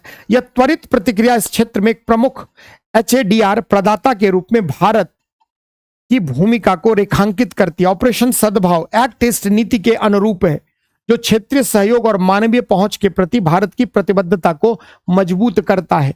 हाल में ही विवाह समानता विधेयक को थाईलैंड सीनेट द्वारा भारी बहुमत से मंजूरी दी गई। एक नया न्यूज की तरफ रुख करते हैं। जैसे समलैंगिक विवाह को कानूनी दर्जा दुनिया के विभिन्न देशों के द्वारा दिया गया है और भारत में भी समलैंगिक विवाह को वैधानिक मान्यता प्राप्त प्रदान करने की आए दिन मांग होती रही है। तो हाल में ही थाईलैंड ने समलैंगिक विवाह को कानूनी मान्यता प्रदान की, तो थाईलैंड की सीनेट द्वारा भारी बहुमत से इसे मंजूर। यह विधेयक थाई विवाह कानून में संशोधन करता है जिसमें लिंग विशिष्ट शब्दों जैसे पति और पत्नी के स्थान पर लिंग तटस्थ शब्द जैसे पार्टनर, जीवन साथी और व्यक्ति का प्रयोग किया गया है। यह विधेयक समलैंगिक विवाह को कानूनी मान्यता और संरक्षण की गारंटी देता है तथा थाईलैंड में LGBTQA+ युगलों को स्थिरता तथा कानूनी अधिकार प्रदान करता है। चलते हैं अगले न्यूज की तरफ। कालादान परियोजना। जनवरी 2024 में म्यांमार में अराकान सेना ने मिजोरम की सीमा के पास पलटेवा, जो कि कालादान प्रोजेक्ट का ही पार्ट है, कालादान परियोजना के भीतर एक महत्वपूर्ण स्थान पर कब्जा कर लिया, जो कालादान परियोजना के लिए एक बड़ी समस्या है। वैसे ही यह परियोजना जो सितवे पोर्ट तक कनेक्टिविटी या पूर्वोत्तर के राज्य तक संपर्क का यह परियोजना बहुत विलंबित रही है। कालादान परियोजना के बारे में, कालादान परियोजना भारत और म्यांमार के बीच एक मल्टी मॉडल ट्रांजिट परिवहन परियोजना है। इस परियोजना को वर्ष 1991 में लुक ईस्ट पॉलिसी के तहत शुरू किया। सोचो कि परियोजना कब, लगभग 33 वर्ष पूरी स्टार्ट हुई, अब तक आधा भी काम इसमें नहीं हो पाया। कालादान परियोजना के घटक समुद्री मार्ग, कोलकाता से म्यांमार के सितवे पोर्ट तक आप समुद्र मार्ग के जरिए 539 किलोमीटर इसमें जाया जाएगा। अगला क्या है, अंतर्देशीय जलमार्ग, फिर आगे कालादान नदी के माध्यम से सितवे बंदरगाह से म्यांमार के पलटेवा तक 158 किलोमीटर अगली यात्रा होगी। यानी पोर्ट से आप बंगाल से की खाड़ी में स्थित कोलकाता पोर्ट से सितवे पोर्ट तक जाएंगे, फिर सितवे पोर्ट से कालादान नदी से होते हुए आप पलटेवा, म्यांमार में एक जगह है वहां तक जाएंगे, फिर आगे पलटेवा से भारत म्यांमार सीमा और फिर मिजोरम तक आगे रोड डेवलप किया जाएगा। भारत के लिए इसका सामरिक महत्व क्या है, जो सिलीगुड़ी कॉरिडोर है, अगर किसी कारणवश उस पर अटैक हो जाए, चाइना का अगर उस पर कहीं ना कहीं नियंत्रण अगर हो जाए, ऐसी स्थिति में पूर्वोत्तर के राज्यों से हमारा संबंध ही कट ऑफ हो जाएगा। तो एक वैकल्पिक मार्ग के रूप में संकीर्ण सिलीगुड़ी कॉरिडोर से इतर पूर्वोत्तर राज्यों के लिए एक अल्टरनेटिव मार्ग, जिसे चिकन नेक के रूप में जाना जाता था, के स्थान पर यह नया मार्ग बनेगा। चलते हैं मुक्त आवाजाही व्यवस्था पर। देश की आंतरिक सुरक्षा सुनिश्चित करने के लिए गृह मंत्रालय ने भारत और म्यांमार के बीच एफएमआर को समाप्त करने का निर्णय लिया है, जो फ्री मूवमेंट रिजीम है। अभी पहले भी आपको बताया 16 किलोमीटर वाला, देखिए इसमें जैसे मुक्त आवाजाही व्यवस्था के बारे में वर्ष 1968 में एक सरकारी अधिसूचना के तहत पहले सीमा के दोनों ओर 40 किलोमीटर तक लोगों की मुक्त आवाजाही संभव थी। बाद में इसको घटा दिया गया, कब, 2004 में इसे घटाकर 16 किलोमीटर कर दिया गया। मुक्त आवाजाही व्यवस्था के प्रावधानों को अंतिम बार वर्ष 2016 में संशोधित किया गया। भारत म्यांमार सीमा आप सभी जानते हैं, अरुणाचल प्रदेश, नागालैंड, मणिपुर और मिजोरम राज्यों से गुजरती है। लगभग 1650 किलोमीटर लंबी यह सीमा है। कुल सीमा लंबाई में मणिपुर के मोरेह में 10 किलोमीटर की दूरी पर पहले ही बाढ़ फेंसिंग लगा दी गई है। तो ये हमारा दक्षिण पूर्व एशिया से संबंधित घटनाक्रम था। चलते हैं अगले चैप्टर की तरफ, जिसमें हम भारत एवं पश्चिम एशिया के देशों के मध्य संबंधों से संबंधित जो भी न्यूज है उस पर चर्चा करेंगे। जैसे लाल सागर में बढ़ता संकट, जैसे हुती एक उग्रवादी संगठन है, आतंकवादी संगठन है, उसके द्वारा हाल के वर्षों में खाड़ी के क्षेत्र में शांति सुरक्षा स्थायित्व को नुकसान पहुंचाया गया है और इसलिए यह न्यूज काफी चर्चा में रहा।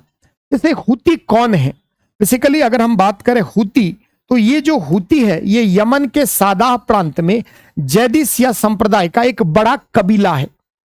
एक दशक से यह यमन के गृह युद्ध में सक्रिय उग्रवादी आतंकवादी समूह के रूप में कार्य है। राष्ट्रपति अली अब्दुल्ला सालेह की तानाशाही के विरुद्ध वस्तुतः यह 1990 के दशक में यह हुती आंदोलन स्टार्ट होता है। वर्तमान में यह पूरे देश में विद्यमान होने के साथ उत्तरी यमन को नियंत्रित करता है। ईरान का समर्थन, हथियार और वित्तीय सहायता के साथ ईरान द्वारा समर्थित शिया समूह है ना, जैसे ईरान के अधिकांश आबादी ईरान की क्या है, शिया समुदाय की है। ऐसी स्थिति में हुती समुदाय जो है वह शिया समर्थक है और सुन्नियों के विरुद्ध, खास करके सऊदी अरब के विरुद्ध हमलावर है। हाल में ही यूनाइटेड किंगडम सहित संयुक्त राज्य अमेरिका समर्थित गठबंधन ने यमन में हुती विद्रोहियों को निशाना बनाकर हवाई हमले किए। मुख्य बिंदु हवाई हमलों का लक्ष्य क्या था? रिपोर्ट्स के मुताबिक यमन पर अमेरिका और ब्रिटेन के द्वारा किए गए हवाई हमलों में एयरबेस, हवाई अड्डे और सैन्य शिविर को निशाना बनाया गया। लाल सागर और बाबल मंडेब के बारे में थोड़ा सा, जैसे लाल सागर क्या है, अफ्रीका और एशिया का विभाजक है। अफ्रीका और एशिया दोनों के मध्य आप देख सकते हैं, इधर अफ्रीका है उधर एशिया, दोनों के मध्य ये जो पार्ट है ये क्या है, रेड सी। तो मेडिटेरेनियन सी तक पहुंच का एक शॉर्टकट रास्ता है। लाल सागर अफ्रीका और एशिया का विभाजक है तथा वैश्विक वाणिज्य और ऊर्जा शिपिंग के लिए एक महत्वपूर्ण जलमार्ग है। बॉब अल मंडेब यह अफ्रीका और अरब प्रायद्वीप के बीच एक सकड़ा जलडमरू मध्य है जो अरब प्रायद्वीप पर यमन, अफ्रीकी तट पर जिबूती और इरिट्रिया के मध्य स्थित है ना। इसे आंसुओं का द्वार, गेट ऑफ टीयर्स भी कहा जाता है। भारत के लिए इसके निहितार्थ क्या है? जितनी भारत में रसद आती है सब लाल सागर के रास्ते से बॉब अल मंडेब स्ट्रेट होकर ही आती है। जैसे भारत के निर्यात पर प्रभाव, भारत यूरोप, अमेरिका के पूर्वी तट या उत्तरी अफ्रीका के देशों को जो भी निर्यात करता है वह लंबे समय तक इसी मार्ग का उपयोग किया जाता है। भारतीय निर्यात संगठनों के महासंघ के अनुसार पश्चिमी गोलार्ध का लगभग 90% माल चाहे वह भारत से आयात हो या निर्यात इसी रास्ते से होता है। जो पहले लाल सागर से होकर निर्यात किया जाता था अब केप ऑफ गुड होप, जैसे अगर इस क्षेत्र में अशांति अगर रहेगी तो जो जहाज हैं उनको अफ्रीका के नीचे का ये जो पार्ट है ये क्या है, केप ऑफ गुड होप, इस होकर सोचो कि कितना लंबा रास्ता था। पहले ये रास्ता जो है सकड़ा था और शॉर्टकट था, अब जो है वह एक लंबा रास्ता तय करके हमें अगर यूरोप में, अमेरिका में या अफ्रीका के उत्तरी जो देश है अगर वहां तक सामान भेजना है तो हमें लाल सागर के स्थान पर एक नया वैकल्पिक मार्ग, इससे निर्यात जो है आयात प्रभावित होगा और खर्च भी बढ़ेगा। जैसे एक ऑपरेशन प्रॉस्पेरिटी गार्जियन, एक बड़ा घटनाक्रम जो घटित हुआ है कि कैसे इस क्षेत्र में शांति, सुरक्षा, स्थायित्व या व्यापार और वाणिज्य के लिए बेहतर परिस्थितियों का निर्माण हो सके, इसके लेकर इसका गठन किया गया। लाल सागर के जहाजों पर है ना, जो रेड सी हुती हमलों का उत्तर देना, जो भी हुती वो व्यापार और वाणिज्य को नुकसान पहुंचाने के लिए इस क्षेत्र में हमलावर है। दिसंबर 2023 में अमेरिकी रक्षा सचिव द्वारा ऑपरेशन प्रॉस्पेरिटी गार्जियन को घोषित किया गया। इसके मुख्य बिंदु क्या है? सुरक्षित लाल सागर पारागमन के लिए बहुराष्ट्रीय सुरक्षा मिशन, संयुक्त समुद्री बलों को टास्क फोर्स 153 के तहत गठन। इस प्रयास में 20 देश एकजुट हुए, हालांकि आधे देशों के नाम अज्ञात हैं। नीदरलैंड, ऑस्ट्रेलिया, कनाडा, बहरीन से रसद तथा तकनीकी सूचना सहायता। भारत का निर्णय, भारत, इटली तथा फ्रांस स्वतंत्र रूप से जहाज भेजेंगे। अमेरिकी समूह से दूरी, अंतर्राष्ट्रीय राजनीति के कारण भारत ने थोड़ी इससे दूरी बनाई है। चलते हैं अगले न्यूज की तरफ। भारत ईरान संबंध, भारत ईरान के मध्य अगर आप देखें तो संबंधों में हाल के वर्षों में अमेरिका के हस्तक्षेप के कारण गतिरोध रहा है और भारत ने ईरान से तेल भी आयात बहुत लगभग बंद ही कर दिया है। तो कहीं ना कहीं अमेरिकी दबाव के चलते भारत सरकार द्वारा यह निर्णय लिया गया, जिसके कारण भारत और ईरान संबंधों में एक गतिरोध दिखाई पड़ा है। ऐसी स्थिति में दोनों देशों के मध्य संबंध को बहाल करने के लिए कुछ हालिया प्रयास भी हुए। जैसे भारत के विदेश मंत्री ने भारत ईरान के मध्य चल रहे उच्च स्तरीय आदान प्रदान को आगे बढ़ाने के उद्देश्य से ईरान की यात्रा की। चाबहार बंदरगाह विकास परियोजना, आप सभी जानते हैं कि चाबहार बंदरगाह को हम एक अल्टरनेटिव रूट के रूप में डेवलप कर रहे हैं कि हम जो है वह चाबहार के रास्ते एशिया के अन्य देशों से होते हुए हम यूरोप तक कनेक्टिविटी, इधर अफगानिस्तान तक कनेक्टिविटी, यानी पाकिस्तान को स्किप करके हम चाबहार के रास्ते जो है वह अन्य देशों के साथ संबंध स्थापित करें। आप सभी जानते हैं कि चाइना के द्वारा पाकिस्तान में एक इकोनॉमिक गलियारा बनाया जा रहा है, जिसके अंतर्गत पाकिस्तान के ग्वादर में एक पोर्ट डेवलप किया जा रहा है। ऐसी स्थिति में ग्वादर पोर्ट को स्किप करके एक अच्छे वैकल्पिक मार्ग के रूप में चाबहार परियोजना का शिलान्यास किया गया था। हालांकि इसमें गतिरोध दिखाए, जैसे ईरान के बीच यह समझौता पर हस्ताक्षर किए गए। नया दीर्घकालिक समझौता मूल अनुबंध का स्थान लेगा, जो केवल चाबहार बंदरगाह में शाहिद बेहिश्ती टर्मिनल पर भारत के परिचालन का अनुमोदन करता था, जिसका वार्षिक नवीकरण किया जाता था। भारत के लिए ईरान का क्या महत्व है? पहला, ऊर्जा सुरक्षा को सुनिश्चित करना।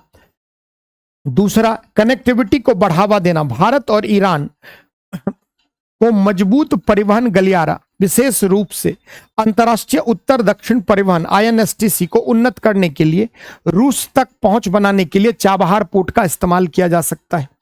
अन्य मध्य एशिया, काकेशस देशों के साथ संयुक्त प्रयास को बढ़ावा देना चाहिए। संघाई सहयोग कॉरपोरेशन जैसे बहुपक्षीय मंचों के माध्यम से रीजनल कॉपरेशन को बढ़ावा दिया जाना। चलते हैं अगले न्यूज की तरफ, जो हमारे प्रीलिम्स एग्जाम के लिए बहुत इंपॉर्टेंट है और खास करके असैन्य परमाणु ऊर्जा समझौता से संबंधित यह घटनाक्रम है। जैसे हाल में ही भारत और यूनाइटेड अरब अमीरात ने असैन्य परमाणु सहयोग के लिए एक मेमोरेंडम ऑफ अंडरस्टैंडिंग पर हस्ताक्षर किया है। भारत यूएई असैन्य परमाणु ऊर्जा समझौते के बारे में, जो भारत की परमाणु ऊर्जा निगम लिमिटेड है, nuclear power corporation India limited ने बराक परमाणु ऊर्जा संयंत्र के संचालन और रखरखाव के लिए अमीरात परमाणु ऊर्जा कंपनी के साथ एक समझौता पर हस्ताक्षर किया है। यह परमाणु ऊर्जा क्षेत्र में निवेश बढ़ाने की यूएई की रणनीति के अनुरूप है। अगस्त 2015 में ही प्रधानमंत्री नरेंद्र मोदी की यूएई की यात्रा के दौरान दोनों राष्ट्र परमाणु ऊर्जा के क्षेत्र में शांतिपूर्ण उपयोग पर सहयोग करने हेतु सहमत हुए थे और इस पर निर्णय लिया गया। जैसे अंतर्राष्ट्रीय परमाणु ऊर्जा एजेंसी की भी दखलंदाजी होती है। क्या है आईएईए? आईएईए अधिनियम को 23 अक्टूबर 1956 को संयुक्त राष्ट्र मुख्यालय में अनुमोदित किया गया है ना। आईएईए मिशन, जैसा कि इसके अधिनियम के अनुच्छेद 11 में परिभाषित किया गया है कि दो प्रमुख उद्देश्य, पहला क्या है, परमाणु ऊर्जा के शांतिपूर्ण उपयोग को बढ़ावा देना, सैन्य उद्देश्यों के लिए इसके उपयोग को सीमित करना। आईएईए का मुख्यालय कहां है? तो ऑस्ट्रिया की राजधानी वियना में है ना। इंटरनेशनल एटॉमिक एनर्जी कमीशन या अथॉरिटी, इसके निम्नलिखित इसमें शामिल है। सामान्य सम्मेलन, इसमें सभी सदस्य देश शामिल है। इसकी बैठक प्रतिवर्ष सितंबर माह में वियना में होती है। 35 सदस्यीय बोर्ड ऑफ गवर्नेंस की बैठक वियना में प्रतिवर्ष 5 बार होती है। भारत वर्ष 1957 से ही आईएईए में शामिल हुआ। वर्ष 2005 में आईएईए और इसके महानिदेशक मोहम्मद अल बरदई को सुरक्षित विश्व की दिशा में उनके प्रयासों के लिए नोबेल पीस प्राइज भी दिया गया।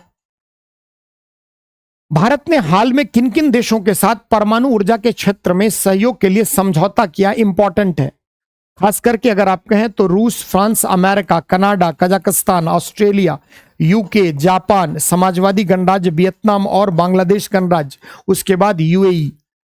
तो दोनों देशों के मध्य अगर हम कहें, अगर यूएई भारत परमाणु ऊर्जा के क्षेत्र में, असैन्य परमाणु ऊर्जा के क्षेत्र में सहयोग के लिए निकट आए। इससे पहले भी भारत ने विभिन्न देशों के साथ परमाणु ऊर्जा समझौतों पर साइन किया, जिसमें भारत रूस के मध्य, और उसी समझौते के कारण कुडानुकुलम परमाणु ऊर्जा संयंत्र की स्थापना हो रही है। उसी प्रकार भारत फ्रांस के मध्य जैतापुर, उसी प्रकार भारत अमेरिका के साथ 123 एग्रीमेंट के जरिए 2008 से ही असैन्य परमाणु समझौता, भारत जापान 2016 में। तो कई देशों के साथ Bharat Kazakhstan, Bharat Canada, Bharat UK, Bharat Australia, तो ये सब भारत ने, जैसे प्रधानमंत्री की संयुक्त अरब अमीरात की यात्रा के दौरान अबू धाबी के क्राउन प्रिंस के साथ प्रधानमंत्री ने वार्ता की, जिसमें दोनों देशों के रणनीतिक संबंधों को मजबूत करने पर बल दिया गया। जैसे भारतीय प्रधानमंत्री ने, आपने सुना होगा, काफी न्यूज में रहा कि उन्होंने एक यूएई में एक बड़े मंदिर का उद्घाटन किया, जो लगभग 700 करोड़ रुपए की लागत से बनाया गया। ये बोचासनवासी अक्षर पुरुषोत्तम स्वामी नारायण संस्था बाप्स मंदिर अबू धाबी में पहला हिंदू मंदिर है। इसका उद्घाटन प्रधानमंत्री नरेंद्र मोदी ने अपनी यात्रा के दौरान किया। भारत अमीरात के मध्य शैक्षिक संबंध है। दिल्ली का एक परिसर अबू धाबी में स्थापित किया जा रहा है, जो प्रारंभ में ऊर्जा परिवर्तन और धारणीयता में स्नातकोत्तर कार्यक्रम का संचालन करेगा। दोनों देशों के मध्य रक्षा सहयोग, जुलाई 2022 में I2U2 नामक एक नया मंच स्थापित किया गया, जिसमें इंडिया, इजराइल, यूएई और यूनाइटेड स्टेट्स ऑफ अमेरिका, ये 4, तो भारत, इजराइल, यूएई और अमेरिका का एक जो है मंच है। भारत यूएई व्यापार संबंध, भारत संयुक्त अरब अमीरात का दूसरा सबसे बड़ा व्यापारिक भागीदार है। साथ ही संयुक्त अरब अमीरात भारत का तीसरा सबसे बड़ा व्यापारिक साझेदार है। व्यापक आर्थिक भागीदारी CEPA, comprehensive economic partnership agreement, Bharat और यूएई ने फरवरी 2022 में सेपा पर हस्ताक्षर किया, जिससे टैरिफ बाधाओं को कम करने में मदद मिलेगी। चलते हैं भारत ईरान संबंध की तरफ। हाल में ईरान के राष्ट्रपति इब्राहिम रईसी की डिजमार जंगल में हेलीकॉप्टर दुर्घटना में मृत्यु हो गई।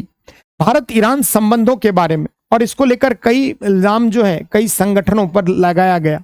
जैसे भारत ईरान कनेक्टिविटी, भारत और ईरान ने 2015 में ईरान के चाबहार में शाहिद बेहेश्ती बंदरगाह के विकास पर संयुक्त समझौता किया था। सांस्कृतिक तथा नागरिक संबंध, भारत और ईरान के बीच पारस्परिक संबंध रहे, नागरिकों के बीच सांस्कृतिक संबंध और भारतीय सांस्कृतिक केंद्र की स्थापना वर्ष 2013 में हुई और 2018 में इसका नाम बदलकर स्वामी विवेकानंद सांस्कृतिक केंद्र कर दिया गया।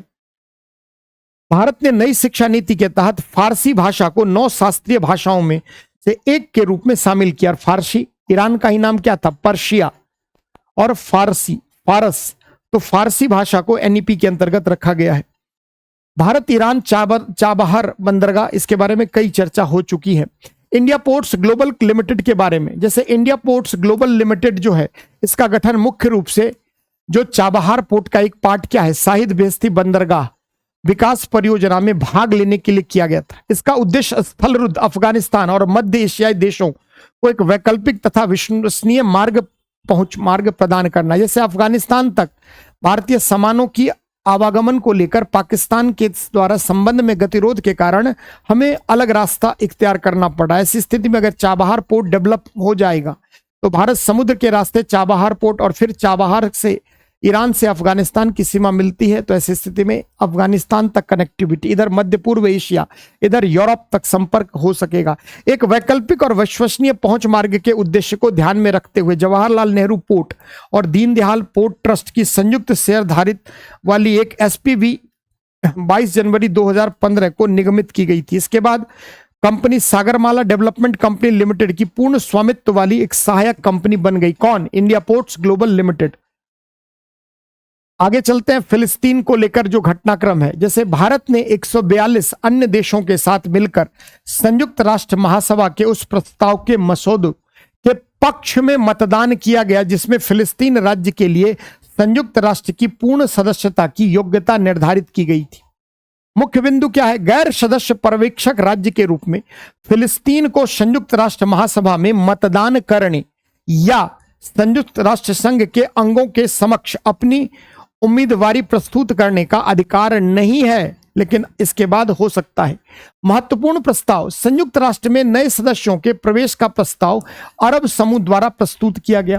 प्रस्ताव के पक्ष में भारत सहित 143 वोट पड़े, विपक्ष में केवल 9 वोट पड़े तथा 25 जो है वो मत अनुपस्थित रहे। फिलिस्तीन को नए अधिकार और विशेषाधिकार प्रदान करने के लिए प्रस्ताव पारित किया गया तथा सुरक्षा परिषद से संयुक्त राष्ट्र चार्टर के अनुच्छेद 4 के अनुसार संयुक्त राष्ट्र का 194वां सदस्य बनने के लिए फिलिस्तीन के अनुरोध पर पुनर्विचार करने का आह्वान किया गया।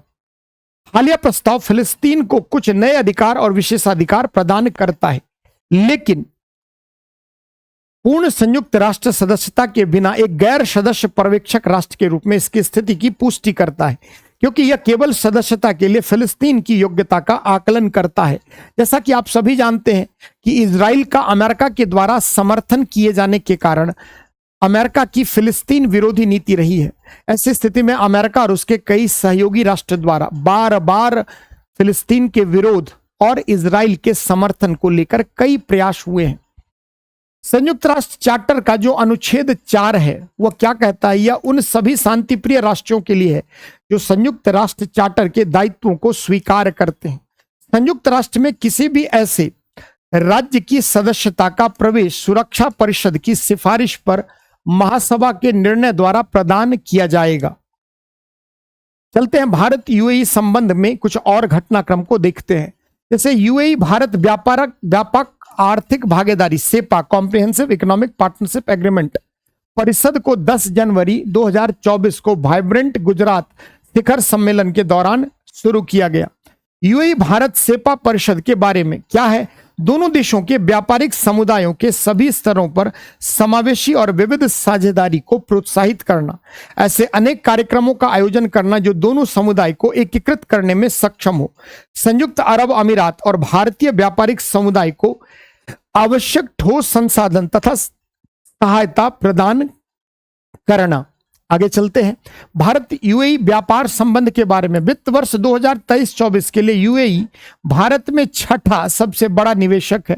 2023-24 के लिए प्रत्यक्ष प्रवासी निवेश के मामले में यूएई भारत का चौथा सबसे बड़ा गंतव्य है। भारत द्वारा संयुक्त अरब अमीरात को निर्यात किए जाने वाले मुख्य उत्पाद रिफाइंड पेट्रोलियम, आभूषण और हीरे हैं। फरवरी 2022 में भारत पहला ऐसा देश बना जिसके साथ यूएई ने व्यापक आर्थिक समझौते पर हस्ताक्षर किए। भारत यूएई व्यापक आर्थिक भागीदारी समझौते के लागू होने के बाद से द्विपक्षीय व्यापार में 15% की वृद्धि हुई है। आप सभी जानते हैं कि खाड़ी के देशों में लाखों भारतीय जो हैं वो कार्यरत हैं और वहां से वो रेमिटेंस भेजते हैं, और भारत से यूएई सऊदी में लोगों की संख्या लगभग 20 लाख से भी अधिक है। ऐसी स्थिति में भारत यूएई के मध्य अगर संबंध बेहतर होते हैं तो इसके कई लाभ हमें हो सकते हैं, खास करके एक राष्ट्र के रूप में भारत को। भारत यूएई व्यापार 2022 में बढ़कर $85 बिलियन हो गया, जो यूएई वर्ष 2022-23 के लिए भारत का तीसरा सबसे बड़ा व्यापक व्यापारिक भागीदार तथा भारत का दूसरा सबसे बड़ा निर्यात गंतव्य बना। तो यूएई के साथ संबंधों में मधुरता आई है। चलते अगले न्यूज की तरफ। भारत मध्य पूर्व यूरोप आर्थिक गलियारा। जैसे भारत और संयुक्त अमीरात ने भारत मध्य पूर्व यूरोप आर्थिक गलियारा के लिए सहयोग पर अंतर सरकारी फ्रेमवर्क समझौते को मंजूरी दी है। भारत मध्य पूर्व यूरोप आर्थिक गलियारा को G20 लीडर समिट जो नई दिल्ली में सितंबर 2023 में हुई थी के अवसर पर घोषित किया गया था। इसके सदस्य देश कौन कौन है? भारत, यूरोपीय संघ, फ्रांस, जर्मनी, इटली, सऊदी अरब, यूएई और अमेरिका। आईएमईसी के दो अलग अलग गलियारे इसमें शामिल होंगे। पहला भारत को खाड़ी से जोड़ने वाला एक ईस्टर्न कॉरिडोर पूर्वी गलियारा, और खाड़ी को यूरोप से जोड़ने वाला उत्तरी गलियारा। इसका उद्देश्य क्या है? मौजूदा समुद्री मार्गों के पूरक अल्टरनेट के रूप में विश्वसनीय और लागत प्रभावी सीमा पार जहाज से रेल पारागमन नेटवर्क। बेसिकली आपने सुना होगा वन बेल्ट वन रोड या BRI बेल्ट रोड इनिशिएटिव, जो चाइना की परियोजना है, उसको काउंटर करने के लिए अमेरिका के नेतृत्व में खाड़ी के देशों का व्यापार यूरोप तक पहुंचाने की ये कवायद है, ताकि चाइना को इस क्षेत्रों में अपने प्रभुत्व को बढ़ाने में, अपने प्रभाव को बढ़ाने में विराम लग सके। आगे चलते हैं। मुख्य क्षेत्र क्षेत्रीय आपूर्ति श्रृंखलाओं को सुरक्षित करना, व्यापार सुगमता बढ़ाना, आर्थिक सहयोग बढ़ाना, रोजगार सृजन तथा ग्रीन हाउस गैस उत्सर्जन कम करना, इनसे संबंधित मुख्य क्षेत्र हैं। चलते हैं एक गल्फ कॉरपोरेशन काउंसिल GCC और भारत के मध्य हालिया न्यूज की तरफ। विदेश मंत्री S जयशंकर ने सऊदी अरब के रियाद में भारत खाड़ी सहयोग परिषद विदेश मंत्रियों की पहली बैठक में भाग लिया। मुख्य बिंदु क्या है? इस बैठक का ऑब्जेक्टिव उद्देश्य भारत और खाड़ी देशों के बीच संबंधों को मजबूत करना तथा व्यापार, निवेश और ऊर्जा के क्षेत्र में सहयोग पर ध्यान केंद्रित करना है। खाड़ी सहयोग परिषद ने हाल में ही सऊदी अरब के रियाद स्थित अपने मुख्यालय में क्षेत्रीय सुरक्षा के अपने विजन की घोषणा की है। क्या है खाड़ी सहयोग परिषद? यह अरब प्रायद्वीप के 6 देशों का एक पॉलिटिकल और इकोनॉमिक जो है अलायंस है, गठबंधन है। इसके सदस्य देश कौन है? तो Bahrain, Kuwait, Oman, Qatar, Saudi Arab और संयुक्त अरब अमीरात। खाड़ी सहयोग परिषद को 1981 में स्थापित किया गया, जो 6 राष्ट्रों के बीच आर्थिक, सांस्कृतिक, सुरक्षा और सामाजिक सहयोग को बढ़ावा देता है। एक प्रकार से क्षेत्रीय सहयोग संगठन है। यह सहयोग और क्षेत्रीय मामलों पर चर्चा करने के लिए प्रत्येक वर्ष शिखर सम्मेलन का आयोजन करता है। आगे चलते हैं। जैसे सितंबर 2024 में भारतीय राष्ट्रपति ने नई दिल्ली में ASOSAI की 16वीं बैठक का उद्घाटन किया। एशियाई सर्वोच्च लेखा परीक्षा संस्थान संगठन, इसका अवलोकन किया जाए तो सर्वोच्च लेखा परीक्षा संस्थानों के अंतर्राष्ट्रीय संगठन के तहत एक क्षेत्रीय समूह यह है जो सार्वजनिक लेखा परीक्षा मानकों को बेहतर बनाने एवं एशियाई क्षेत्र में सहयोग को बढ़ावा देने पर ध्यान केंद्रित करता है। इसकी स्थापना 1979 में 11 सदस्यों के साथ स्थापित हुई। वर्तमान में इसके कितने मेंबर हैं? 48। प्रस्ताव क्या है? पहली बार 1977 में फिलीपींस के सर्वोच्च लेखा परीक्षा संस्थानों द्वारा इसे प्रस्तावित किया गया था। चार्टर वर्ष 1978 में बर्लिन, पश्चिमी जर्मनी में 9 एशियाई सर्वोच्च लेखा परिषद परीक्षा संस्थानों द्वारा इसे हस्ताक्षरित किया गया। विधानसभा प्रत्येक 3 वर्ष में इसकी बैठक होती है और पहली बार वर्ष 1979 में नई दिल्ली में इसका आयोजन हुआ था। सचिवालय, इसका नेतृत्व महासचिव द्वारा किया जाता है, जिसका कार्यकाल अधिकतम 9 वर्ष, कार्यकाल 3 वर्ष हो सकता है, कई बार चुने जा सकते हैं, तो 9 वर्ष तक बढ़ाया जा सकता है। वर्तमान में इसका नेतृत्व चीन के महालेखा परीक्षक कर रहे हैं। भारत की भूमिका, भारत इसका संस्थापक सदस्य है। भारत के सीएजी को 2024 से 27 के लिए अध्यक्ष चुना गया है। तो क्लियर है क्या है। चलते हैं एक बार सामूहिक सुरक्षा संधि संगठन, है ना। आर्मेनिया ने अन्य सदस्य देशों के साथ मतभेदों के कारण रूस के नेतृत्व वाले एक सुरक्षा गुट सामूहिक सुरक्षा संधि संगठन में अपनी भागीदारी निलंबित कर दी है। जैसे NATO, North Atlantic Treaty Organization है, उसी प्रकार सेंटो, सीटो, सीएसटीओ, कई ऐसे सामरिक संगठन है। उसमें से एक कौन है, वह है Collective Security Treaty Organization, CSTO. और उसमें से आर्मेनिया उसका पहले सदस्य था, लेकिन उसने इससे अपने की भागीदारी को हटा लिया है। ऐतिहासिक पृष्ठभूमि, सामूहिक सुरक्षा संधि संगठन की उत्पत्ति सामूहिक सुरक्षा संधि के समापन से हुई है, जिस पर 15 मई 1992 को ताशकंद में आर्मेनिया, कजाकिस्तान, किर्गिस्तान, रूस, ताजिकिस्तान और उज्बेकिस्तान के प्रमुखों द्वारा हस्ताक्षर किया गया, जो पहले सीआईएस के देश थे, है ना। जब रूस का विघटन हुआ, सोवियत रूस का विघटन हुआ, तो उसके पश्चात एक सामूहिक सुरक्षा संधि संगठन बनाया गया। बाद में अजरबैजान, बेलारूस और जॉर्जिया इसमें शामिल हो गए। वर्ष 2002 में गठित यूरेशिया में एक अंतर सरकारी या सैन्य गठबंधन है। इसके सदस्य कुल 6 हैं। कौन कौन? रूस, आर्मेनिया, बेलारूस, कजाकिस्तान, किर्गिस्तान और ताजिकिस्तान। और आर्मेनिया ने क्या कर दिया, अपनी भागीदारी को ही निलंबित कर दिया है। चलते हैं आज की कक्षा के अगले चैप्टर की तरफ, और यह है भारत प्रशांत संबंध, है ना। तो भारत प्रशांत संबंधों में पिछले वर्ष यानी जनवरी 2024 से दिसंबर 2024 के मध्य क्या क्या घटनाक्रम घटित हुए, उस पर चर्चा करते हैं। जैसे 7वां हिंद महासागर सम्मेलन, हिंद महासागर सम्मेलन का 7वां सत्र ऑस्ट्रेलिया के पर्थ में आयोजित किया गया। इसमें मुख्य बिंदु क्या थे? तो एक स्थिर और टिकाऊ हिंद महासागर की ओर, towards a stable and sustainable Indian Ocean. प्रतिभागी सम्मेलन में 22 से अधिक देशों के मंत्री और 16 देशों तथा 6 बहुपक्षीय संगठनों के वरिष्ठ अधिकारियों ने भाग लिया। हिंद महासागर सम्मेलन के बारे में वार्षिक कार्यक्रम यह विदेश मंत्रालय द्वारा इंडिया फाउंडेशन के सहयोग से 2016 से आयोजित किया जाने वाला एक वार्षिक कार्यक्रम है। इसका ऑब्जेक्टिव क्या है? क्षेत्र में सभी के लिए सुरक्षा और विकास।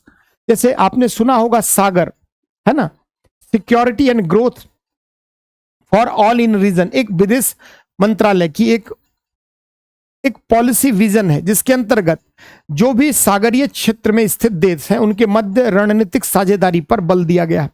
इसमें क्षेत्रीय सहयोग की संभावनाओं पर विचार विमर्श करने हेतु हिंद महासागर क्षेत्र में सदस्यों के लिए एक साझा मंच स्थापित करना। सदस्य कौन कौन है? तो भारत, बांग्लादेश, कोमोरोस, फ्रांसीसी गणराज्य, Indonesia, Iran, Kenya, Madagascar, Malaysia, Maldives, Mauritius, Mozambique, Oman, Seychelles, Singapore, Somalia और दक्षिण अफ्रीका। पाकिस्तान और श्रीलंका इसके सदस्य नहीं है, जबकि उनकी अवस्थिति हिंद महासागर में ही है। चलते हैं भारत जापान संबंधों की तरफ। भारत के प्रधानमंत्री ने इटली के अपुलिया में G7 शिखर सम्मेलन के दौरान जापान के प्रधानमंत्री के साथ द्विपक्षीय बैठक की। आप सभी जानते हैं कि भारत का जापान के साथ बेहतर संबंध रहा है। दोनों देशों के मध्य आर्थिक, सांस्कृतिक, राजनीतिक संबंध रहे हैं। पृष्ठभूमि इसकी, जापान और भारत ने 28 अप्रैल 1952 को शांति संधि पर हस्ताक्षर करके राजनयिक संबंध स्थापित किए। दोनों देशों में लोगों के बीच आदान प्रदान का एक लंबा इतिहास है, जो 6ठी शताब्दी से शुरू होता है। बौद्ध धर्म 752 ईसा पूर्व में जापान में भी भारत से ही गया था, विस्तारित हुआ था। जापान संबंधों को वर्ष 2000 में वैश्विक साझेदारी, वर्ष 2016 में सामरिक और वैश्विक साझेदारी तथा वर्ष 2014 विशेष सामरिक और वैश्विक साझेदारी तक विकसित किया गया। व्यापारिक भागीदारी का प्रभावी होना, भारत जापान व्यापक आर्थिक भागीदारी सेपा 1 अगस्त 2011 से ही प्रभावी हुई। आप जानते हैं कि जापान भारत में बहुत बड़ा निवेशक है। भारत के बहुत सारे अवसंरचनात्मक विकास कार्यक्रम में जापान की भागीदारी रही है, चाहे वह बुलेट ट्रेन को डेवलप की हो, चाहे दिल्ली मेट्रो रेल के डेवलपमेंट की हो, चाहे दिल्ली मुंबई एक्सप्रेस वे, यानी भारत के बहुत सारे महत्वाकांक्षी परियोजनाओं में जापान एक बड़ा निवेशक देश के रूप में रहा है। निर्यात पेट्रोलियम उत्पाद, कार्बनिक रसायन, मछली और क्रस्टेशियन, मोलस्क और अन्य जलीय अकशेरुकी, ये सब परमाणु रिएक्टर, ये सब भारत जो है वो निर्यात करता है। आयात क्या क्या करता है जापान से? तो मशीनरी, विद्युत मशीनरी, लोहा और इस्पात उत्पाद, प्लास्टिक सामग्री। भारत जापान फोरम 20 जुलाई 2021 को आयोजित प्रथम भारत जापान फोरम का उद्देश्य सहयोग को मजबूत करना, विचारों का आदान प्रदान करना, कॉन्फिडेंस बिल्डिंग, विश्वास का निर्माण करना और भविष्य के लिए सहयोग के लिए एक संयुक्त एजेंडा विकसित करना था। द्विपक्षीय पहल क्वाड, आपने सुना होगा, क्वाड्रिलैटरल, एक सिक्योरिटी, एक 4 देशों का एक बहुपक्षीय रणनीतिक संगठन है जिसमें भारत, ऑस्ट्रेलिया, जापान और संयुक्त राज्य अमेरिका, ये 4 देश हैं। तो क्वाड आपूर्ति श्रृंखला लचीलापन पहल, भारत जापान ऑस्ट्रेलिया, G4 अंतर्राष्ट्रीय ताप नाभिकीय प्रायोगिक रिएक्टर, 2+2 वार्ता, सभी जगह पर भारत जापान के साथ सहयोगी के रूप में रहा है। दोनों देशों के मध्य रक्षा सहयोग की बात करें तो धर्म गार्जियन, भारत और जापान में बारी बारी से आयोजित होने वाली वार्षिक सैन्य अभ्यास है जिनमें जिमेक्स और मालाबार नौसैन्य अभ्यास है। वीर गार्जियन और सिन्यू मैत्री वायुसेना के क्षेत्र में। भारत और जापान के बीच में डिजिटल साझेदारी को लेकर सहयोग है। अगर हम कहें सिस्टर स्टेट और सिस्टर स्टेट के मध्य सहयोग है जिसमें भारत के कई राज्य शहर और जापान के कई राज्य शहरों के मध्य संबंध को मजबूत करने पर बल दिया गया। इसके साथ साथ अंतरिक्ष के क्षेत्र में सहयोग, Mumbai Ahmedabad high speed bullet train के क्रियान्वयन के लिए रेल परियोजना, कई मेट्रो रेल परियोजना को लेकर, स्वास्थ्य के क्षेत्र में सहयोग, स्वच्छ ऊर्जा साझेदारी, कौशल विकास, तो कई क्षेत्रों में जापान भारत का सहयोगी रहा है। चलते अगले न्यूज की तरफ, भारत चीन सीमा विवाद, है ना। चीन ने भारतीय प्रधानमंत्री की अरुणाचल प्रदेश यात्रा पर भारत के समक्ष कूटनीतिक विरोध दर्ज कराया है, जहां उन्होंने नवनिर्मित सेला सुरंग को राष्ट्र को समर्पित किया था। जैसे प्रधानमंत्री ने हाल में ही अरुणाचल प्रदेश की यात्रा की और बार बार आपने नेफा को लेकर, अरुणाचल को लेकर चीन के दावे के बारे में आप पढ़ते आए हैं। जैसे नॉर्थ ईस्ट फ्रंटियर एजेंसी, पहले अरुणाचल प्रदेश का नाम हुआ करता था, चीन द्वारा बार बार इसे अपना क्षेत्र बताया गया और इसको लेकर दोनों देशों के मध्य संबंधों में गतिरोध, यहां तक कि स्टेपल वीजा भी आपने सुना होगा। क्यों? क्योंकि अरुणाचल प्रदेश को चाइना अपना दावा उस पर रखता है और इस कारण भारत चीन के मध्य एक सीमा विवाद का बड़ा कारण है। सेला सुरंग, प्रधानमंत्री ने अरुणाचल प्रदेश में 13,000 फीट की ऊंचाई पर बनी सेला सुरंग का उद्घाटन किया। यह असम के तेजपुर को अरुणाचल प्रदेश के पश्चिमी कामेंग जिले से जोड़ती है ना। भारत चीन सीमा विवाद की पृष्ठभूमि अगर हम कहें तो मैकमोहन रेखा का प्रस्ताव 1913-14 स्टार्ट। शिमला सम्मेलन का उद्देश्य ब्रिटिश भारत और तिब्बत के बीच सीमा स्थापित करना था। चीन द्वारा मैकमोहन रेखा जो प्रस्तावित की गई थी उसको अस्वीकृत कर दिया गया। मैकमोहन रेखा जो प्रस्तावित की गई थी, जो भूटान से बर्मा तक फैली 890 किलोमीटर लंबी सीमा थी, लेकिन चीन ने इसे स्वीकार नहीं किया। चीन ने दोनों देशों के बीच सीमा के रूप में LAC का प्रस्ताव रखा है ना, और भारत ने इस प्रस्ताव को अस्वीकार कर दिया।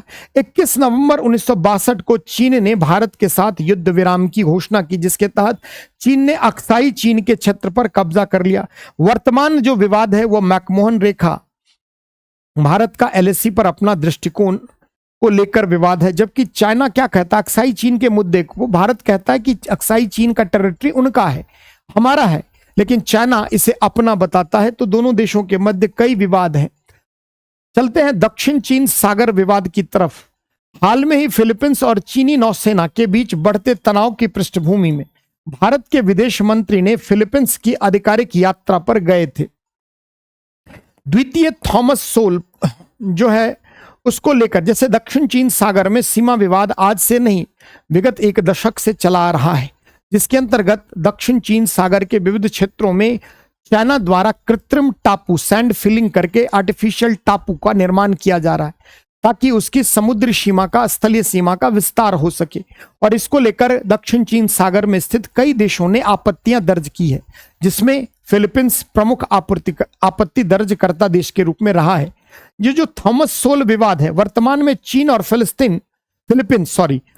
फिलीपींस दक्षिण चीन सागर में द्वितीय थॉमस सोल को लेकर तनावपूर्ण स्थिति में और इसी विषय पर विवादों में उलझे हुए हैं। दोनों देश इस तट पर स्वामित्व का दावा करते हैं। अंतर्राष्ट्रीय कानून के पालन का महत्व। विदेश मंत्री ने वर्ष 1982 के संयुक्त राष्ट्र समुद्री कानून सम्मेलन अनक्लॉस पर जोर दिया, जो समुद्र का संविधान है। United Nation convention for the law of sea, इसको हम क्या कहते हैं, समुद्र का संविधान, जो सभी पक्षों को इसका अक्षरशः और संपूर्ण रूप में पालन करना चाहिए। ये 9 डैश लाइन है, अगर आप देखें तो दक्षिण चीन सागर में चाइना ने एक प्रकार से 9 डैश लाइन के जरिए अपनी सीमा वो निर्धारित कर रखी। और ये 9 डैश लाइन चाइना के द्वारा एक मनगढ़ंत डैश, इसके जरिए 9 डैश लाइन के अंदर के क्षेत्र पर दक्षिण चीन सागर में चीन अपना दावा रखता है। बीजिंग दक्षिण चीन सागर के क्षेत्र के अधिकांश हिस्से पर अपना दावा करता है और इस दावे के केंद्र में यू आकार की 9 डैश लाइन है, जिसे जल क्षेत्र का 90%, देख रहे हो यू आकार का ये 9 डैश लाइन आर्टिफिशियल समुद्र में, ये डैश लाइन जो है वो चाइना के द्वारा इसको 1940s के डिकेड में रखा गया और कहा गया कि इसके अंदर सारा क्षेत्र मनमानापन। इस डॉटेड रेखा को वर्ष 1940 के दशक में चीनी मानचित्रों से अपनाया गया था और यह समुद्र तथा रेखा के अंतर्गत आने वाले सभी भूआकृतियों पर बीजिंग के दावे को दर्शाती है। विवाद सुलझाने के लिए क्या प्रयास हुए, जैसे अनक्लॉस का विवाद निपटान तंत्र। फिलीपींस ने विवादित जो स्ट्रैटलीज के संबंध में चीन की 9 डैश लाइन की वैधता परीक्षण, स्पार्टली कई इसमें द्वीप समूह है ना, उसमें से कई द्वीप समूह पर चाइना अपना दावा कर रहा है। इसको लेकर फिलीपींस और चाइना के मध्य विवाद है। जैसे इसकी वैधता का परीक्षण करने के लिए वर्ष 2013 में अनक्लॉस के विवाद निपटान तंत्र को लागू किया है। स्थायी मध्यस्थता न्यायालय जवाब में नीदरलैंड के हेग स्थित स्थायी मध्यस्थता न्यायालय ने अपने वर्ष 2016 के फैसले में कहा कि इस रेखा का कोई कानूनी अधिकार नहीं है, यानी चीन ने मनमाने तरीके से समुद्र में ये कृत्रिम 9 डैश लाइन यू शेप में खींच रखी है और इसके अंदर के समस्त क्षेत्र पर अपना वह दावा रखता है। तो अनक्लॉस के अंतर्गत जो फैसला आया उसमें इसका कोई कानूनी अधिकार नहीं है, इसके पक्ष में निर्णय दिया गया, परंतु चाइना इस फैसले को अशक्त और शून्य करार दिया गया।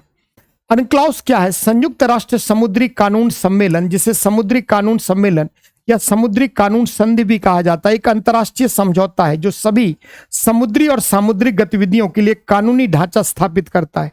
इसे वर्ष 1982 में अपनाया गया था। संयुक्त राष्ट्र के विधिक मामलों के कार्यालय महासागर मामले एवं समुद्री कानूनी प्रभाग समुद्री कानूनी सम्मेलन के सचिवालय के रूप में एक कार्य करता है।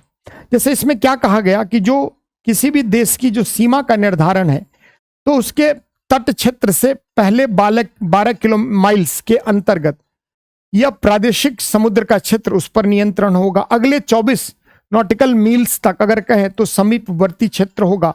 उसके आगे कॉन्टिनेंटल शेल्फ जो है वो 200 नॉटिकल मील तक होगा और उसके बाहर का भाग जो है वो आंतरिक समुद्र का पार्ट होगा। यानी एक प्रकार से चाइना बार बार कृत्रिम टापू बनाकर अपनी तट आधार रेखा को क्या कर रहा है, आगे बढ़ा रहा है।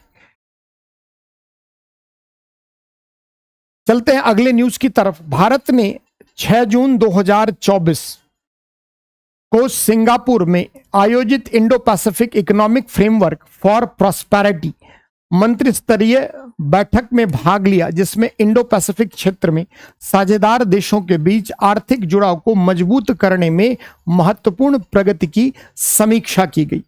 आईपीईएफ स्वच्छ अर्थव्यवस्था निवेशक फोरम के बारे में यह क्या है? यह आईपीईएफ के अंतर्गत की गई पहलों में से एक है। यह क्षेत्र के शीर्ष निवेशकों, परोपकारी संस्थाओं और वित्तीय संस्थानों, नवोन्मेषी कंपनियों, स्टार्टअप और उद्यमियों को एक साथ लाता है। Indo Pacific economic framework for prosperity के बारे में जानते हैं। आईपीएफ का गठन 23 मई 2022 को टोक्यो जापान में किया गया था, जिसमें 14 सदस्य देश शामिल हैं। भागीदार देश इसमें वर्तमान में 14 भागीदार देश कौन कौन है? तो पहला ऑस्ट्रेलिया, फिर Brunei, Fiji, Bharat, Indonesia, Japan, Korea गणराज्य, Malaysia, New Zealand, Philippines, Singapore, Thailand, संयुक्त राज्य अमेरिका और वियतनाम। तो कुल 14 देश किस में शामिल है? आईपीईएफ में। इंपॉर्टेंट है, ये पूछ सकता है प्रीलिम्स में यहां से। इसका उद्देश्य क्या है? आईपीईएफ क्षेत्र में विकास, आर्थिक स्थिरता और समृद्धि को आगे बढ़ाने के लक्ष्य के साथ साथ साझेदार देशों के बीच आर्थिक जुड़ाव तथा सहयोग को मजबूत करता है। आईपीईएफ 4 मुख्य स्तंभों पर आधारित है, जिसमें पहला क्या है? निष्पक्ष और लचीला व्यापार। दूसरा क्या है? आपूर्ति श्रृंखला में लचीलापन। तीसरा स्वच्छ अर्थव्यवस्था, जिसके अंतर्गत नवीनीकरणीय ऊर्जा एवं कार्बन उत्सर्जन में कमी। तथा चौथा निष्पक्ष अर्थव्यवस्था, कर और भ्रष्टाचार विरोधी नीतियां शामिल है। यानी ये 4 प्रमुख स्तंभ है जिस पर आईपीईएफ टिका हुआ है। भारत आईपी के स्तंभ 2 से 4 में शामिल हो गया, जबकि स्तंभ ए में इसके पर्यवेक्षक का दर्जा है। यानी स्तंभ 1 क्या है? निष्पक्ष और लचीला व्यापार में भारत ऑब्जर्वर स्टेटस है। चलते हैं अगले न्यूज की तरफ। हाल ही में एक सेकेंड, हिंद प्रशांत क्षेत्र में स्क्वाड को तैनात करने की एक नई सुरक्षा व्यवस्था को संस्थागत रूप दिया गया। अमेरिका रक्षा मंत्री ने स्क्वाड को सुचारू रूप से शुरू करने के लिए ऑस्ट्रेलिया, फिलीपींस और जापान के अपने समकक्षों से मुलाकात की। स्क्वाड क्या है जरा समझते हैं। यह एक चतुष्कोणीय समूह है। इसमें 4, जैसे क्वाड है उसी तरह स्क्वाड है। इसमें कौन कौन है? तो देखिए 4 हिंद प्रशांत राष्ट्र शामिल है। कौन कौन? तो अमेरिका तो है ही, ऑस्ट्रेलिया, फिलीपींस और जापान।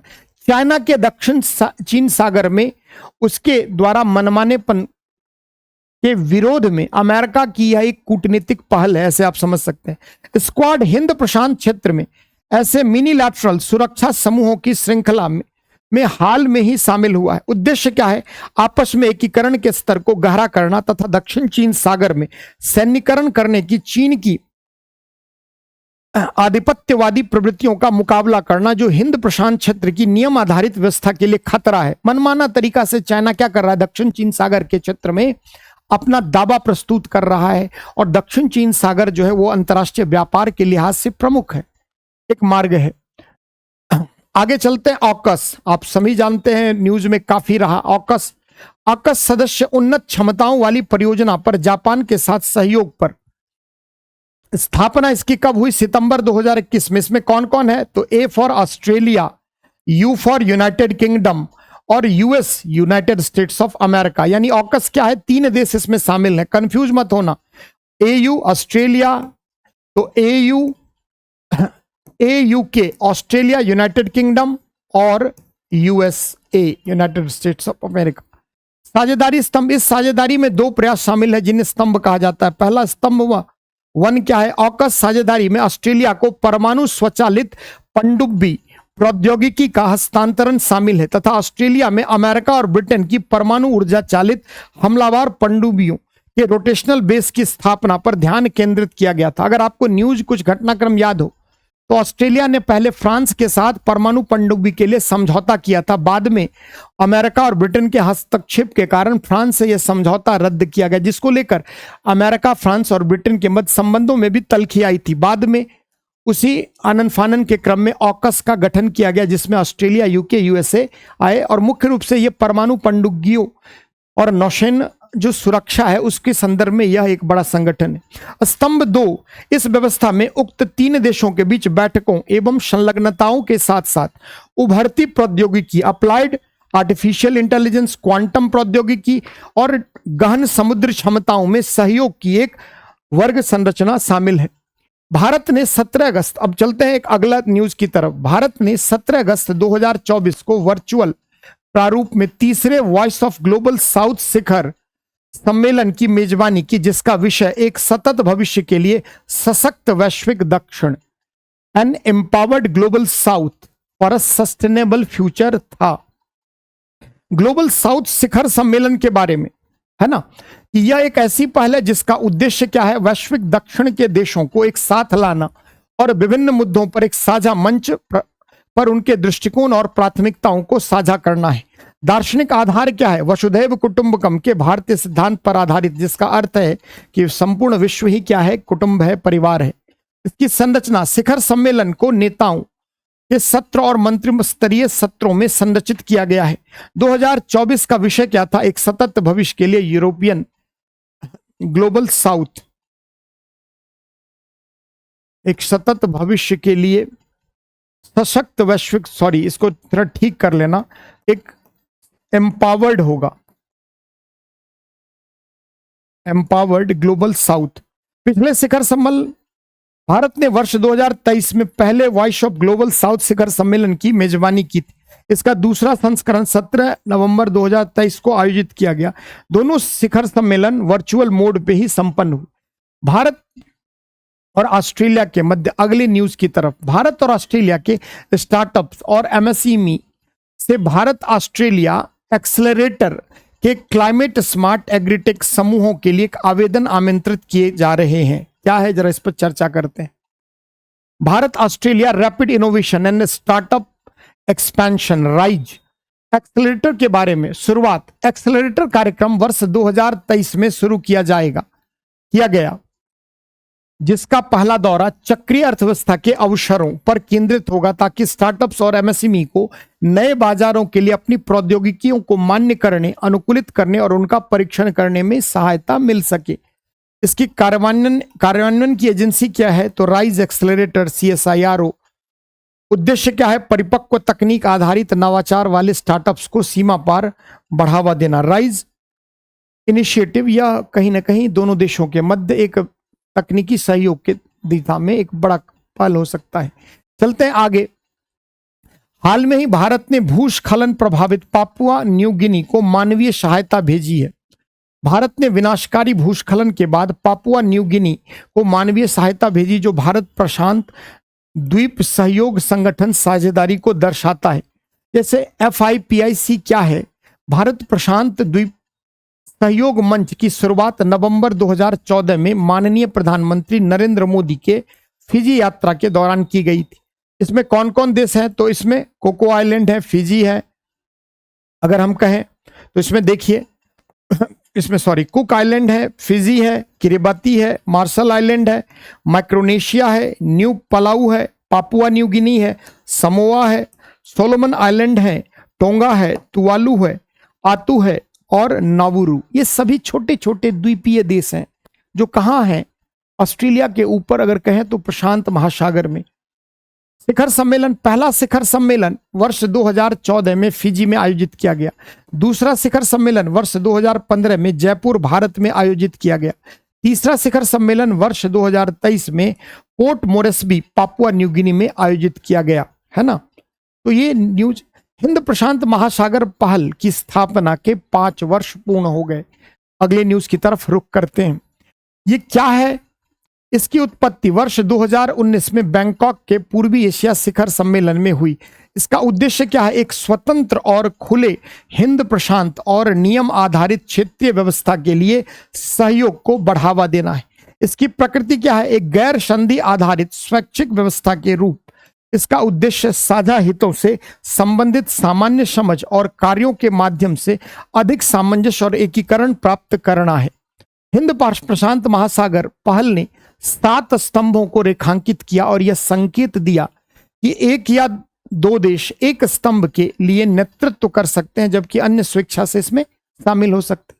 जैसे समुद्री सुरक्षा में यूनाइटेड किंगडम और भारत, समुद्री पारिस्थितिकी में ऑस्ट्रेलिया और थाईलैंड, समुद्री संसाधन में फ्रांस और इंडोनेशिया, क्षमता निर्माण और संसाधन साझाकरण में जर्मनी, आपदा जोखिम न्यूनीकरण और प्रबंधन में भारत और बांग्लादेश, विज्ञान प्रौद्योगिकी और शैक्षणिक सहयोग में इटली और सिंगापुर, व्यापार संपर्क और समुद्री परिवहन में जापान और संयुक्त राज्य अमेरिका। तो हिंद प्रशांत पहल के अंतर्गत कौन कौन से देश हैं ये आपने देखा। चलते हैं अगले न्यूज की तरफ। जैसे ऑस्ट्रेलिया और प्रशांत क्षेत्र के नेताओं ने चीन के प्रभाव का मुकाबला करने के लिए प्रशांत पुलिसिंग पहल का समर्थन किया है। प्रशांत क्षेत्र में पुलिसिंग है ना। हाल में ही प्रशांत महासागर के किनारे प्रशांत पुलिसिंग पहल की घोषणा टोंगा में आइलैंड्स फोरम नेताओं की बैठक के तहत की गई। इसका उद्देश्य क्या था?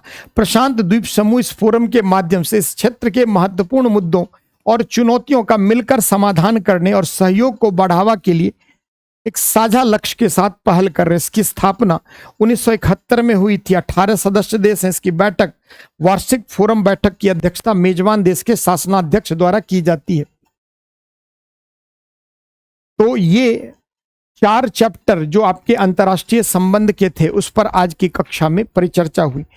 अगला आप जो है परिचर्चा में हम लोग भारत और यूरोप के बारे में चर्चा करेंगे, भारत और अफ्रीका, उसके बाद अंतर्राष्ट्रीय संस्थाएं और विकास, पहल और समझौते, रक्षा, यानी अगली वीडियो में जो रिमेनिंग पार्ट है इसके उस पर चर्चा करेंगे। उम्मीद है कि यह जो वीडियो है आपको रिवीजन के पर्पस में हेल्पफुल होगा।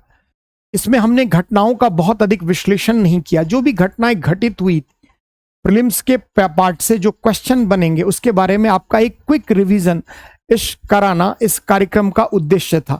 तो आज की कक्षा में हमने अंतर्राष्ट्रीय संबंध के अपने उड़ान जो 500 प्लस प्रीलिम्स वाला करंट मैगजीन है उसके पहले 4 चैप्टर जो अंतर्राष्ट्रीय संबंध से संबंधित थे उस पर परिचर्चा की। अगली वीडियो में हम लोग जो अगले पार्ट हैं उस पर चर्चा करेंगे। उम्मीद करता हूं कि आप अपने तैयारी को और व्यवस्थित इन वीडियो के माध्यम से कर पाएंगे। बहुत बहुत धन्यवाद आप सबका। Thank you very much.